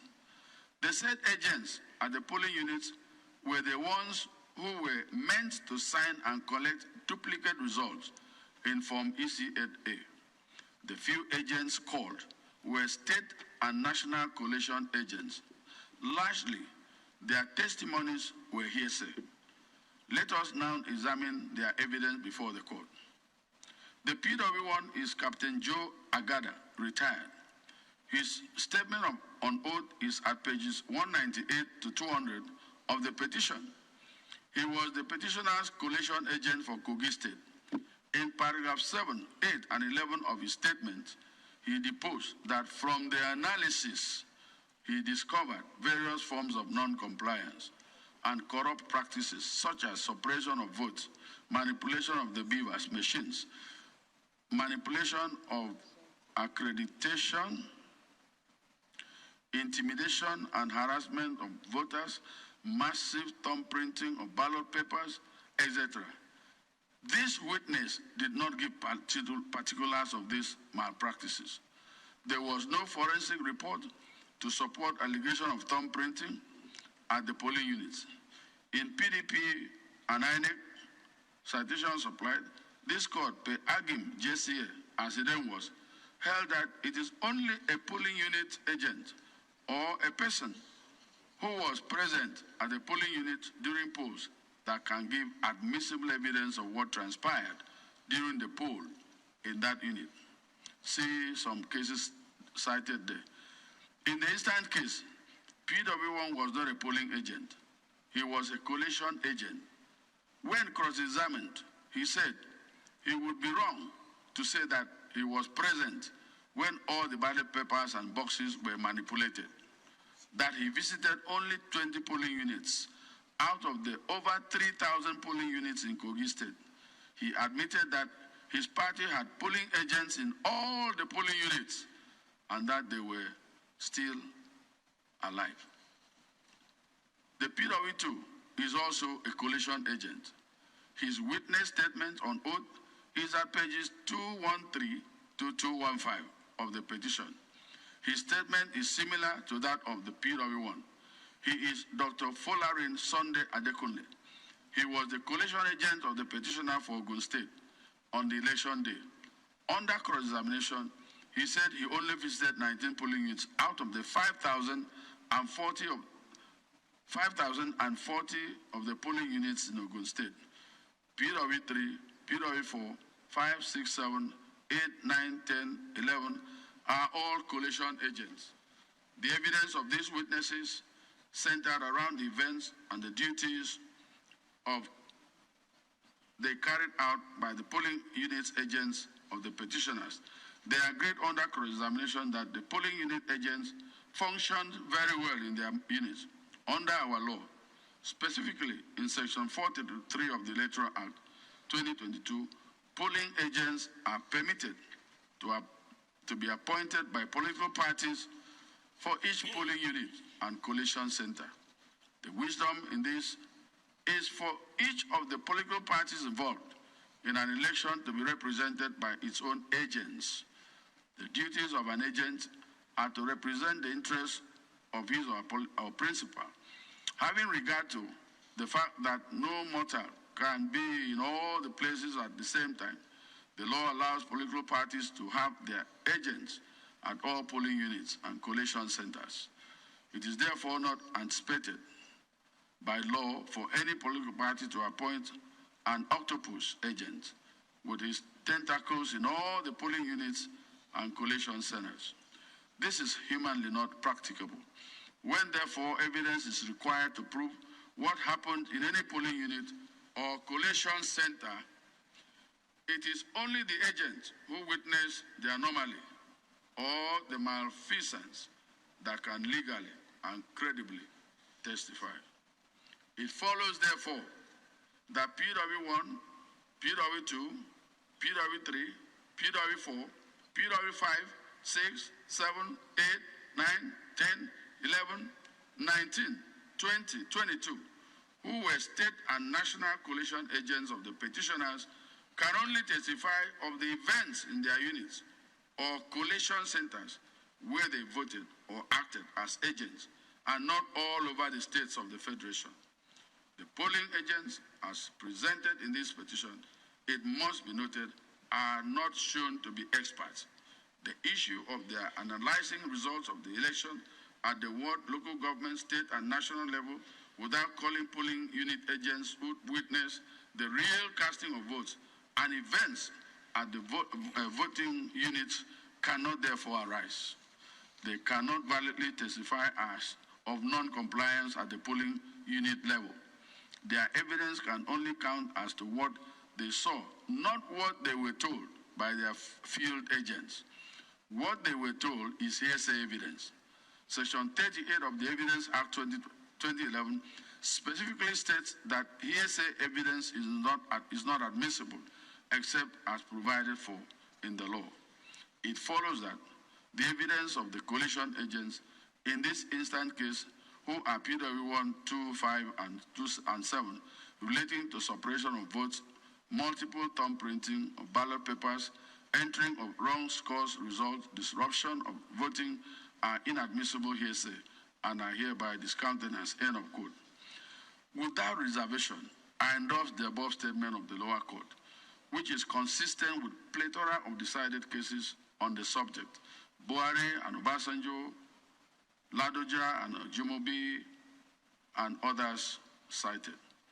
From the evidence on record, it is indisputable that PW 1, 2, 3, 5, and 7, who were the appellant state coalition agents and national coalition agents, were not present in all the polling units, which results they have disputed, which means that their evidence in respect of all the polling units, other than the ones that they were present, were clearly hearsay.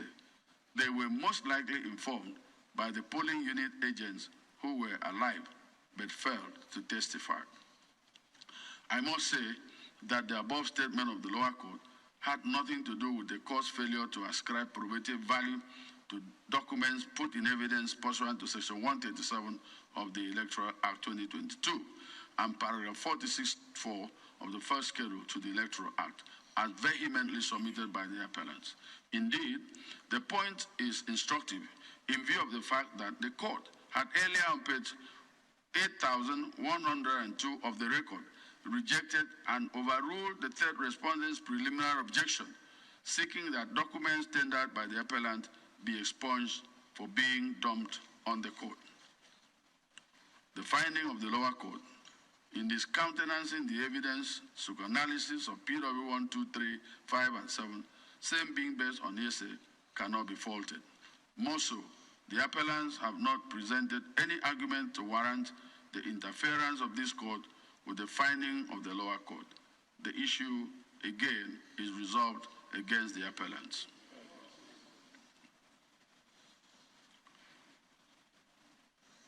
Issue number 5 is whether the lower court was not in error in striking out several paragraphs of the petition and the replies of the appellants on the ground of vagueness and lack of specificity and for being new issues, mere denials, or being repetitions. Well, this issue relates to the ruling of the court below on the first respondent's preliminary objection, seeking an order of court striking out 31 paragraphs of the petition on the ground that they were vague, generic, imprecise, and lacking in specificity to elicit reply from it, and contrary to paragraph 4.1 of the first schedule to the Electoral Act 2022. The courts, after scrutinizing each of those paragraphs in a well-considered ruling, struck out 10 paragraphs, namely 92, 95, 98, 121, 126, 129, 133, 143, 144, and 146 for being vague, imprecise, and lacking in particulars. For the purpose of clarity, the court held on page 8025 to 8026 of the record as follows. The sum total of all the foregoing is that while paragraph 129 and 133 of the petition are liable to be struck out for non-joinder of necessary parties, to which Messrs. Adejo, and Governor Yahya Bello of Kogi State, accused in the petition of committing electoral malpractices, paragraph 92.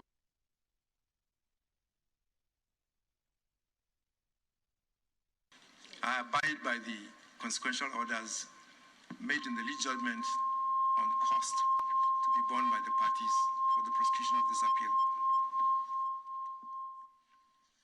My little brother, Salah, will deliver his judgment. My learned brother, the Honorable Justice Okoro JC, has accorded me the opportunity of a preview of the judgment that he has just delivered. I must say that I have read that judgment, and I'm very much content and appreciative of the far-reaching, erudite reasoning and conclusion that have so far been reached in the lead judgment. I concur with the highest sense of responsibility with the reasoning and conclusion reached therein. With particular regard to the interlocutory application, thereby urging upon this court to grant leave to the appellants to procure and transmit and adduce fresh or additional evidence at this crucial point in time of the appeal. I concur most assiduously with the conclusion that has been reached in the judgment of my learned brother that such an application is grossly unmeritorious, thus ought to be dismissed, and same is accordingly hereby dismissed by me.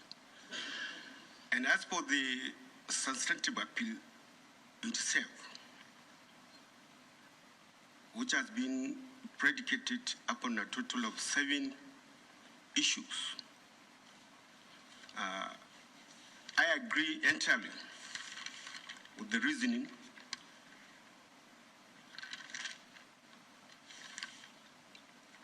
eruditely expressed by my learned brother that each of the 7 issues that have been canvassed and argued by the appellant are grossly unmeritorious, thus ought to be resolved against them.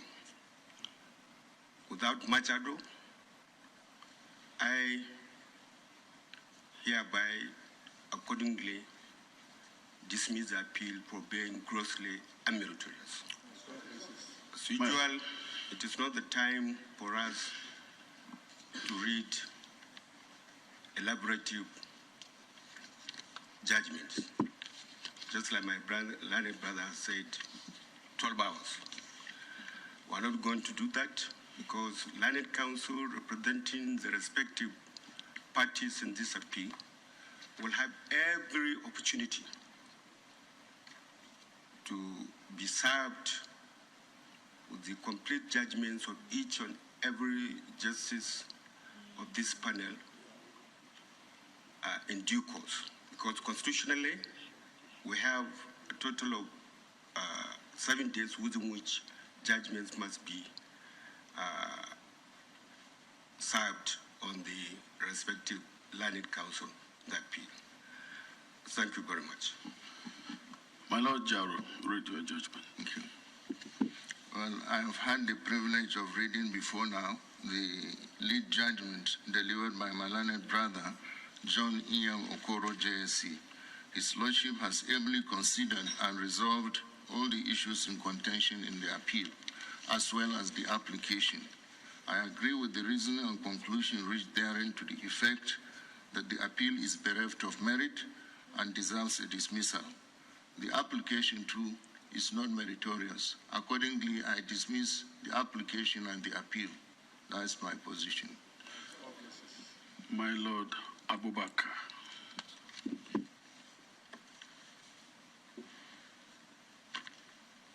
I thank my Lord the Presiding Justice, Honorable Justice John Ian Okoro, for granting me the privilege to read in draft the lucid and illuminating leading judgment just delivered in this appeal. I start with the application. The application seeking to adduce additional evidence or fresh evidence, I also find it lacking in merit. The application is frivolous and vexatious. It deserves to be dismissed, and it is hereby dismissed. Now, coming to the substantive appeal, I find no merit in the substantive appeal. It is also dismissed. On the whole, therefore, the appeal is dismissed and the judgment of the lower court is affirmed. Parties in this appeal shall bear their respective costs. Yes, Iroko. Agim, JSA.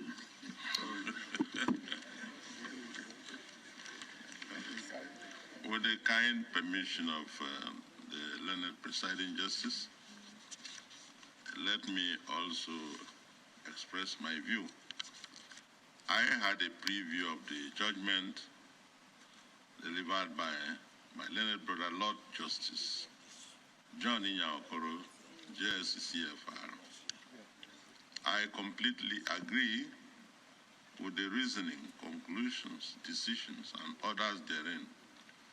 And I must remark that it is bristling with commendable erudition. Let me, however, say maybe one or two things, since we will have opportunity, you will have opportunity to have our views. That the deposition is, for this additional reason, inadmissible. So if a document is inadmissible, you cannot ask that you should be allowed to bring it in as fresh evidence. A reading of the deposition exposes that it is not authenticated by the seal of the authority before whom it was issued. A deposition from another country to be used in Nigeria should prima facie bear features of authentication, such as the official seal of the court where it is sworn, if it is the court, or if it is before a notary public, his seal or signature, or if sworn before a person legally authorized to take the seal, or if sworn in the Nigerian Embassy, High Commission, or Consulate in that country, the signature of the officer authorized to do so, and the seal of the Embassy, High Commission, or Consulate. Such authentication is an assurance of the origin and authenticity of the foreign disposition. In our present case, the certified shorthand reporter, before whom the deposition was made, did not authenticate the deposition with her seal. She merely signed a certificate of reporter bearing her name and number, page 126 of Exhibit C. Being a deposition from another country,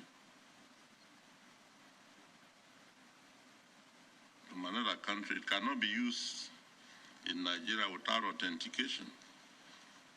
The authentication of the oath administration is mandatory. I have wondered why the deposition said to be made pursuant to the 3rd October 2023 order of the United States District Court for the Northern District of Illinois in case number 23 CV 05099 for use in a foreign country was not made before the court in the said proceedings. And if made elsewhere in the law office of the first appellant's attorney, why was it not filed in the above-mentioned court because of the peculiar circumstances of this case and adopted as a deposition ordered to be made by the court so that it can form part of the record of that court to enable the court issue it as part of its record, also authenticate it with the seal of the court and the signature of the relevant officer of the court. Page 1 of the deposition is headed in the United States District Court for the Northern District of Illinois in reapplication of Atiku Abubakar for an order directing discovery from Chicago State University pursuant to 28 U.S.C. 1782 number 28 CV 05099. This gives the impression it is a process of the district court or that the deposition, though made outside the precincts of that court in a private law office, is part of the proceedings in case number 23 CV 05099. If it is indeed a process of the said district court or forms part of the proceedings in case number 23 CV 05099 before it, then it ought to have been authenticated by the official seal of the court and the signature of the relevant officer certifying it as a true copy of the part of the record of the court in case number 23 CV 05099. Without such authentication, a deposition cannot be used in the Nigerian court as part of the proceedings or in the said U.S. District Court. And I've continued to wonder why the college, why the appellant did not use the advantage of the order of the district court that the college produced documents and a deposition concerning those certificates. Why they didn't use that advantage to secure a letter from the college under its letterhead, seal, and signature, disclaiming the certificate presented by the second respondent to INEC as not one issued by the college.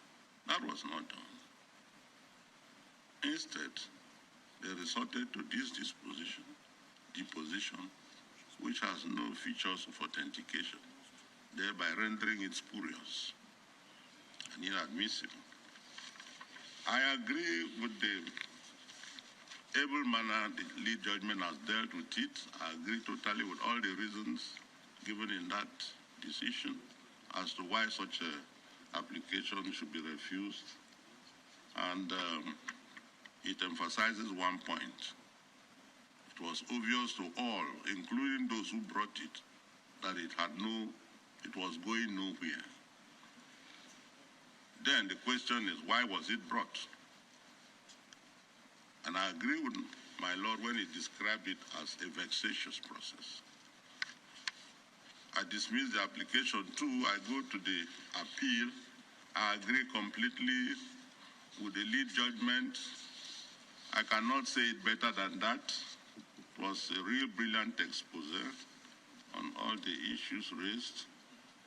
Let me also join my Lord Garba to talk about a question of Abuja and 1/4 of the votes there, that the candidate must win. They view that the provision of the Constitution should be applied in such a way that the votes in Abuja must be won. 1/4 of the votes must be won by a candidate before he can secure victory in the election. To me, violates a fundamental principle of constitutional interpretation, that it must be interpreted to protect the spirit of the Constitution. And if you look at our Constitution, it promotes egalitarianism, equality. So it must be applied in such a way as to protect the equality of the votes in all the entities and not otherwise. I will expand on that in my judgment. So I do not agree with the interpretation placed upon it. Attractive as it may be, but we must bear in mind that there's no jurisdiction in the world where a constitution is read in isolated patches and given meaning that should have, very narrow meaning that should appeal to certain sentiments. No, you apply it as a whole, reading it completely together, so that you rely on one part to get a meaning in another part that the words can truly support the wordings used in that provision. That is how to read a constitution. Yet remembering that it is dealing with a dynamic system, a human society. For these reasons, I also dismiss the appeal. I also agree that the parties should bear their costs. Thank you very much. Thank you, my lord. We are now left with the next appeal.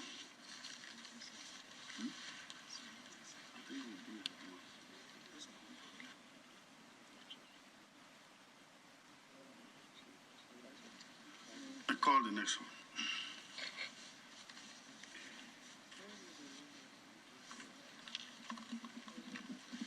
SCCV 937-2023.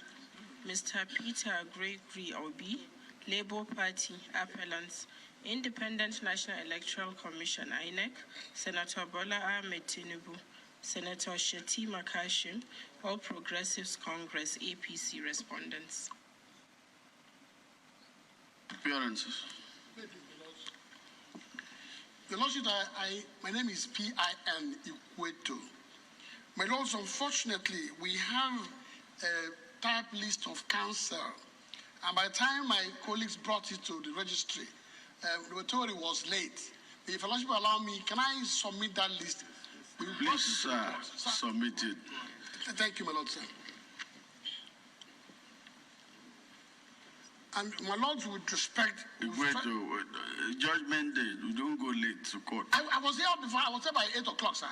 So that you won't be late when God will be giving judgment. Oh, my Lord, on the day of my own judgment before the Lord, I will be there alone. So I will not be late there. So... And I'm sure you will accept me when I get there, sir. God will accept you. I'm sure you will. I pray it should be so. Amen, sir. My Lord, I want to say that my name is P.I.N. Ikweto, and Your Lordship, with respect, we have, in line with Your Lordship... I think we should start calling you Saint Ikweto. My Lord, I cannot be while still on earth. Yes, sir. Until you die. While still on earth, I cannot be. I'm a sinner. Let's find a place and discuss that. Your Lordship, please. My Lord, Your Lordship know where we can discuss that, sir. My Lord, we've taken the liberty to tick the names of my colleagues who are with me. Azinge. Number 3, Dr. Mrs. Valerie Janet Azinge, SN. Number 4, my Lords, Alex Ejesime, SAN. Azinge. Yes, sir. Azinge is number 3, sir. Yes. Number 4, my Lord, is Alex Ejesime, SAN. Where is Azinge? My Lord, Azinge is just beside me here. She's been here all morning with me. Azinge used to be black. I don't know why she's white today. No, she's always been fair complexion. Always. Yes, sir. The husband is dark complexion. Okay, it's the husband that is dark. As a Lordship, please. Yes, sir. But she's been fair complexion all along. It's okay. You're welcome. Yes, my Lord. Leonard S.N. Ikweto, did you say Valerie is number 3? My Lord, on the list, she's number 3. But she's number 2. She's number 2, yes, sir. Yes, sir. I just want to make it easier for my Lord, sir. The next, my Lord, is Mr. Alex Ejesime, SAN. Yes. Chike. My Lord, as a Chike AOB Esquire. Yes. And my Lord, lastly, and in compliance with my Lord's directives, AGO4 Onwaso Esquire. Your Lordship, the appearance with due respect is for the appellant in this appeal.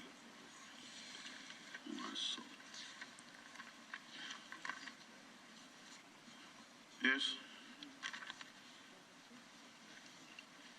May it please my lords. I am Sir Stephen Adehi. I am number 2 on the list. Where is your list? We submitted a list this morning, my lord. Stephen Adehi, my lord. Okay. Sir Stephen Adehi. Leave that thing. Adehi. Yes, my lord. Yes. I appear with my learned friends of the inner bar.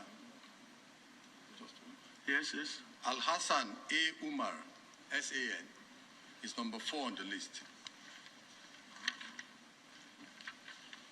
Umar. Yes, my lord. Yes. And number 7 is Wendy Kuku, Esquire, my lord. Yes. Yes. Number 8, Jamiu Aguru, Esquire.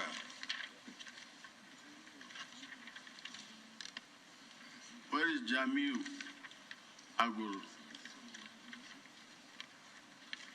And finally, number 10, Z.O. Obansa, Esquire.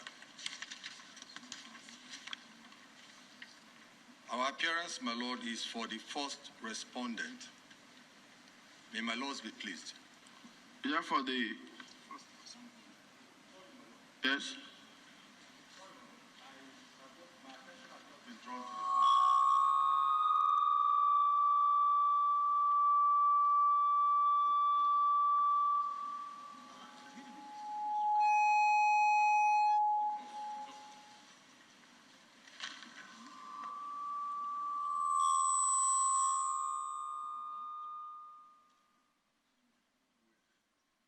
Tell those guys,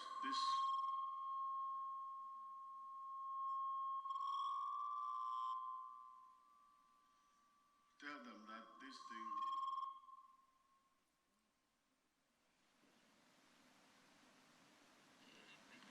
this thing can amount to contempt of court, so they should be careful.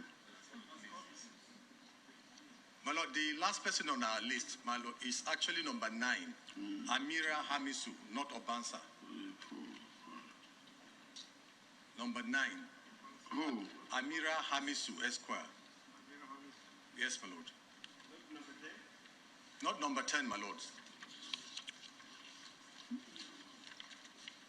Thank you very much, my lords.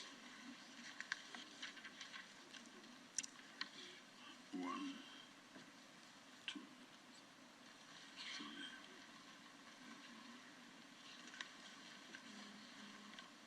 Amira.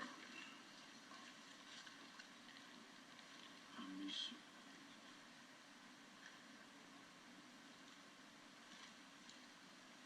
Yes. If it pleases my noble lords, my name is Akintola Makinde, and I appear with my colleague, Okpe Moritala. Your lordships, we submitted a typewritten list in the morning. Very respectfully, our appearance is for the 2nd and 3rd respondents. We are very grateful, sir. Okpe Moritala, my lord, is number 2 on the list here. Yes. We are very grateful, sirs. Yes. Yes.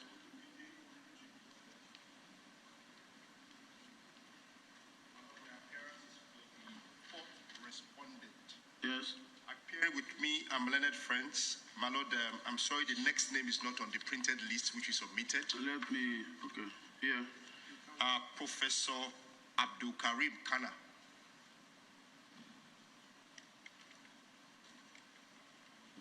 And Abdul Wahab Abayomi.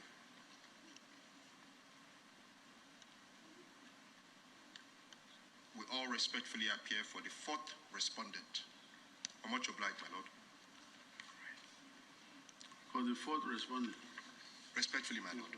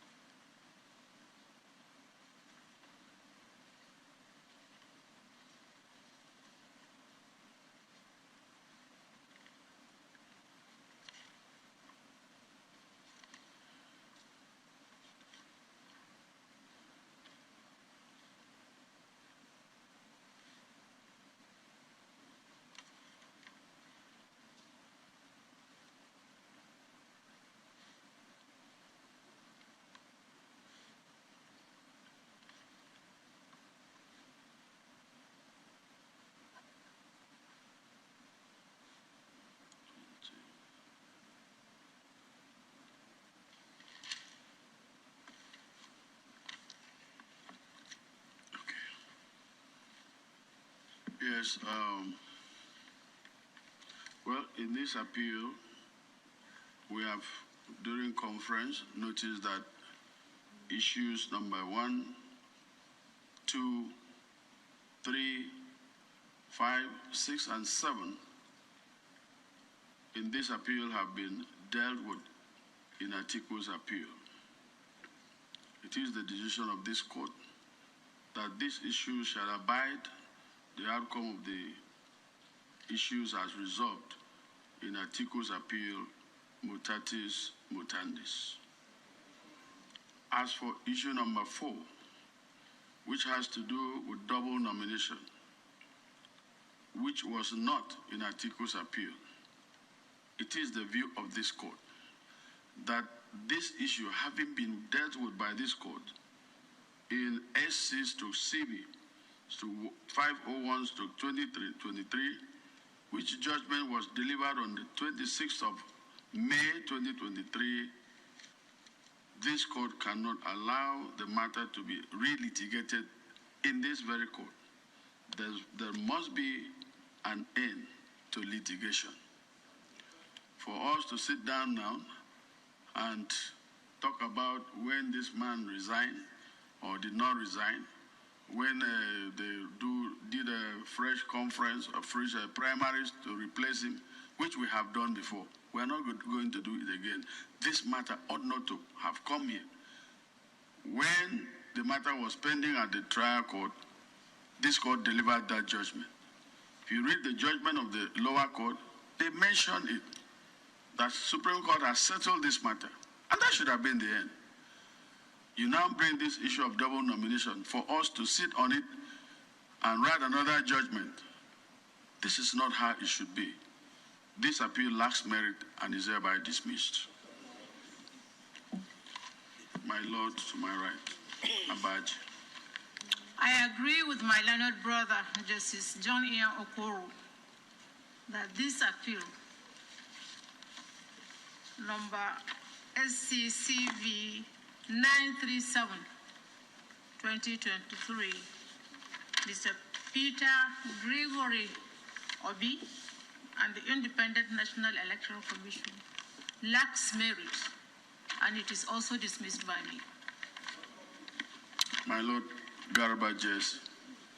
I also totally agree with the lead judgment that this appeal substantially canvass the same issues with the appeal number 935/2023, which this court has very comprehensively dealt with.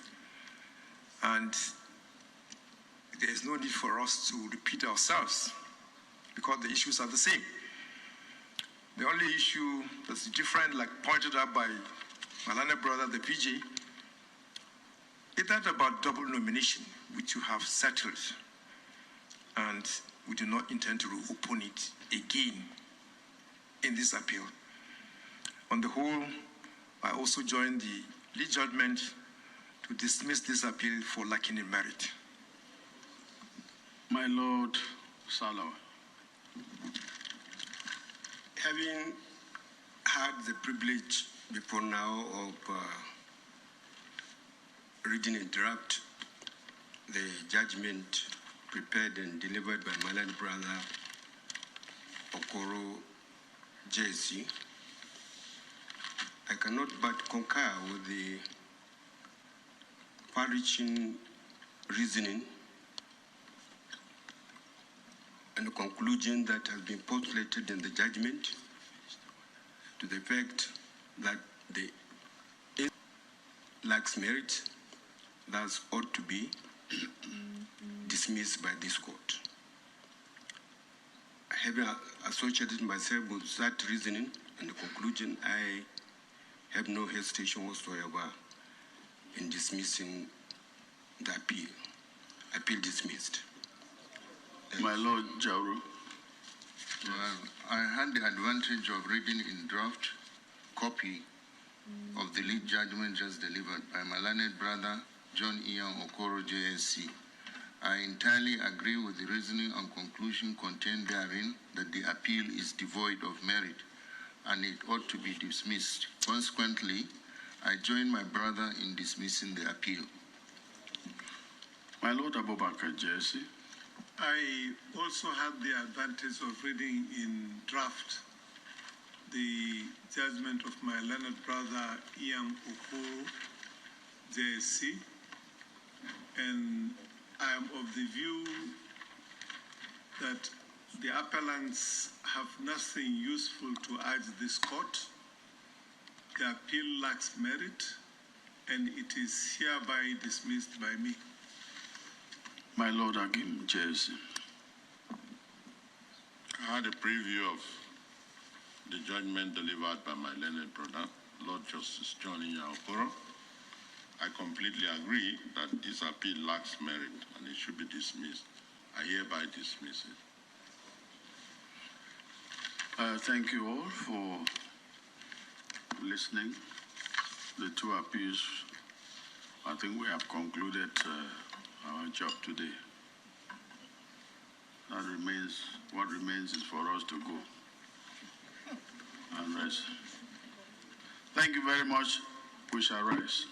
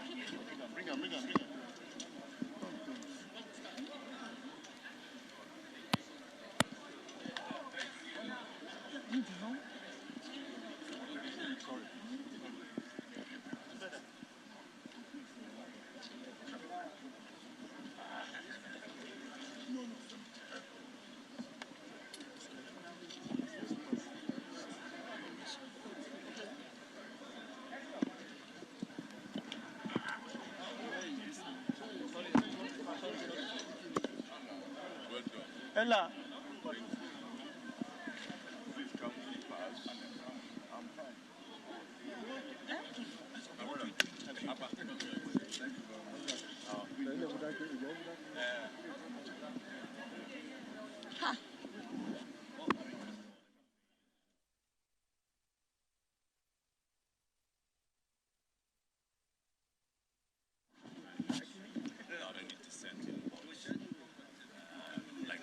Said, all litigation must come to an end. They addressed all the issues, about 7 of them, and those issues were, and the judgments on each of the issues were clearly unassailable as far as I'm concerned. So for me now is the time for us all, every Nigerian, particularly the president, to roll up his sleeves. Governance. This has been a distraction. The litigants exercise their rights to go to court, but that has come to an end now. We now have to all come together as one country, one people, and move ahead and take this country where it rightfully should be. We're happy. We're excited. So coming together, does yes. that mean that you'll be extending a hand to the PDP and the Labour Party? Although the APM's appeal was dismissed, but would the president be extending a hand of friendship or sportsmanship to the other political parties? Well, listen, we shouldn't take these things personal, right?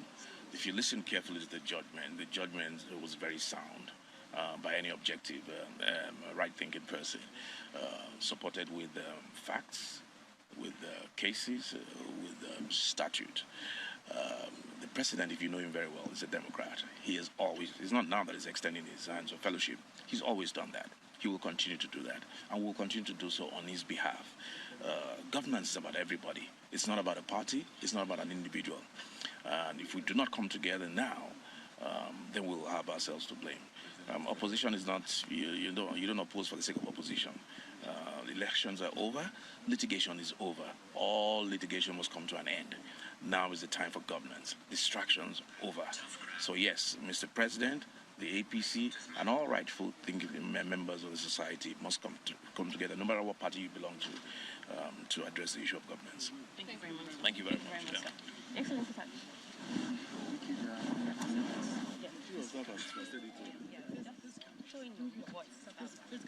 Okay. Well, I want to first give all the glory to Almighty God for this judgment. It is indeed another day that the Lord has made. We're glad that this puts an end to all litigation and a closure to all the speculations and all that. Mr. President, in his magnanimity, I'm sure will now again reach out to all to join hands with him in his renewed hope agenda. APC was his platform, but the Nigerian state is where he's president of. So this is not just a victory for our party APC, it's a victory for the country. And we want to salute the judiciary, starting from the Supreme Court, the Appeal Court. Their judgment was very detailed, it was very meticulous. It laid the foundation for the Supreme Court judgment. I want to salute the judges of the Supreme Court as well. It was straight to the point. And I believe that this judgment would be seen worldwide as that which is in line with global best practices in law. I want to salute them again because, you know, they are the bastion of hope for everybody, including the common man. And this is a victory for democracy. Opposition can now go and rest. If they indeed mean well for this country, I expect that after today, they will call President Bola Ahmed Tinubu, they will congratulate him, they will now sit down and fashion out how to join hands with him in ensuring that indeed we achieve and continue to achieve our pride of place in the Committee of States across the length and breadth of the world. Once again, I congratulate President Bola Ahmed Tinubu for this victory, and I congratulate APC, I congratulate Nigeria. Thank you very much for having me. Thank you. Yes, just one question. Okay, what is it? Yes. Yes. The court today said that the FCT has no special status. As the minister of the FCT, what do you have to tell me? Maybe you don't understand what he said. FCT has no special status. What he said that in terms of calculating or having the status quo, you must not win FCT before you are declared president of the Federal Republic of Nigeria. That FCT is like another state. So that you don't need to say, oh, if you don't win FCT, therefore you cannot be declared. That's what he said. So you must simply start with the APC. Can you say that you have moved to the APC? I didn't come with APC crew. And in the court here, in the court here, I don't know where they said APC and PDP. I came here as somebody who's interested, as somebody who wanted the country to move forward. So I congratulate Mr. President, and I think that this has come to the end. No more speculation. So Mr. President can focus and do what he's supposed to do for Nigerians. Thank you. Thank you. I just want to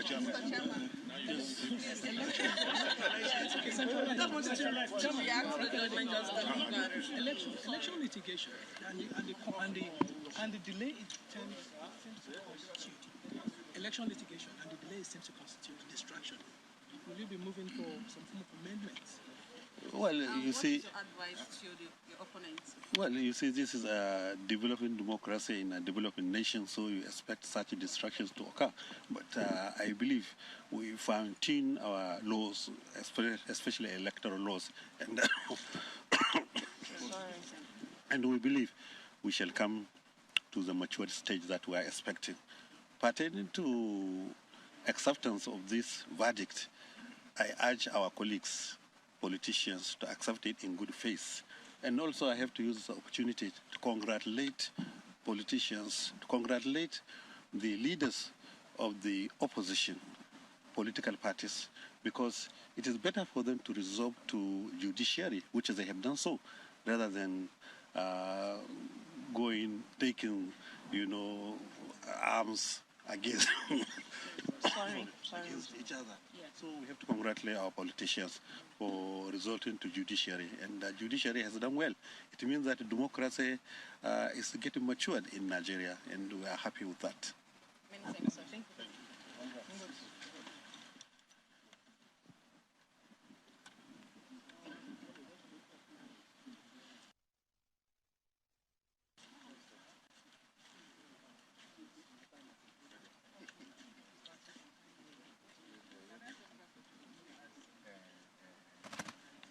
Thank you.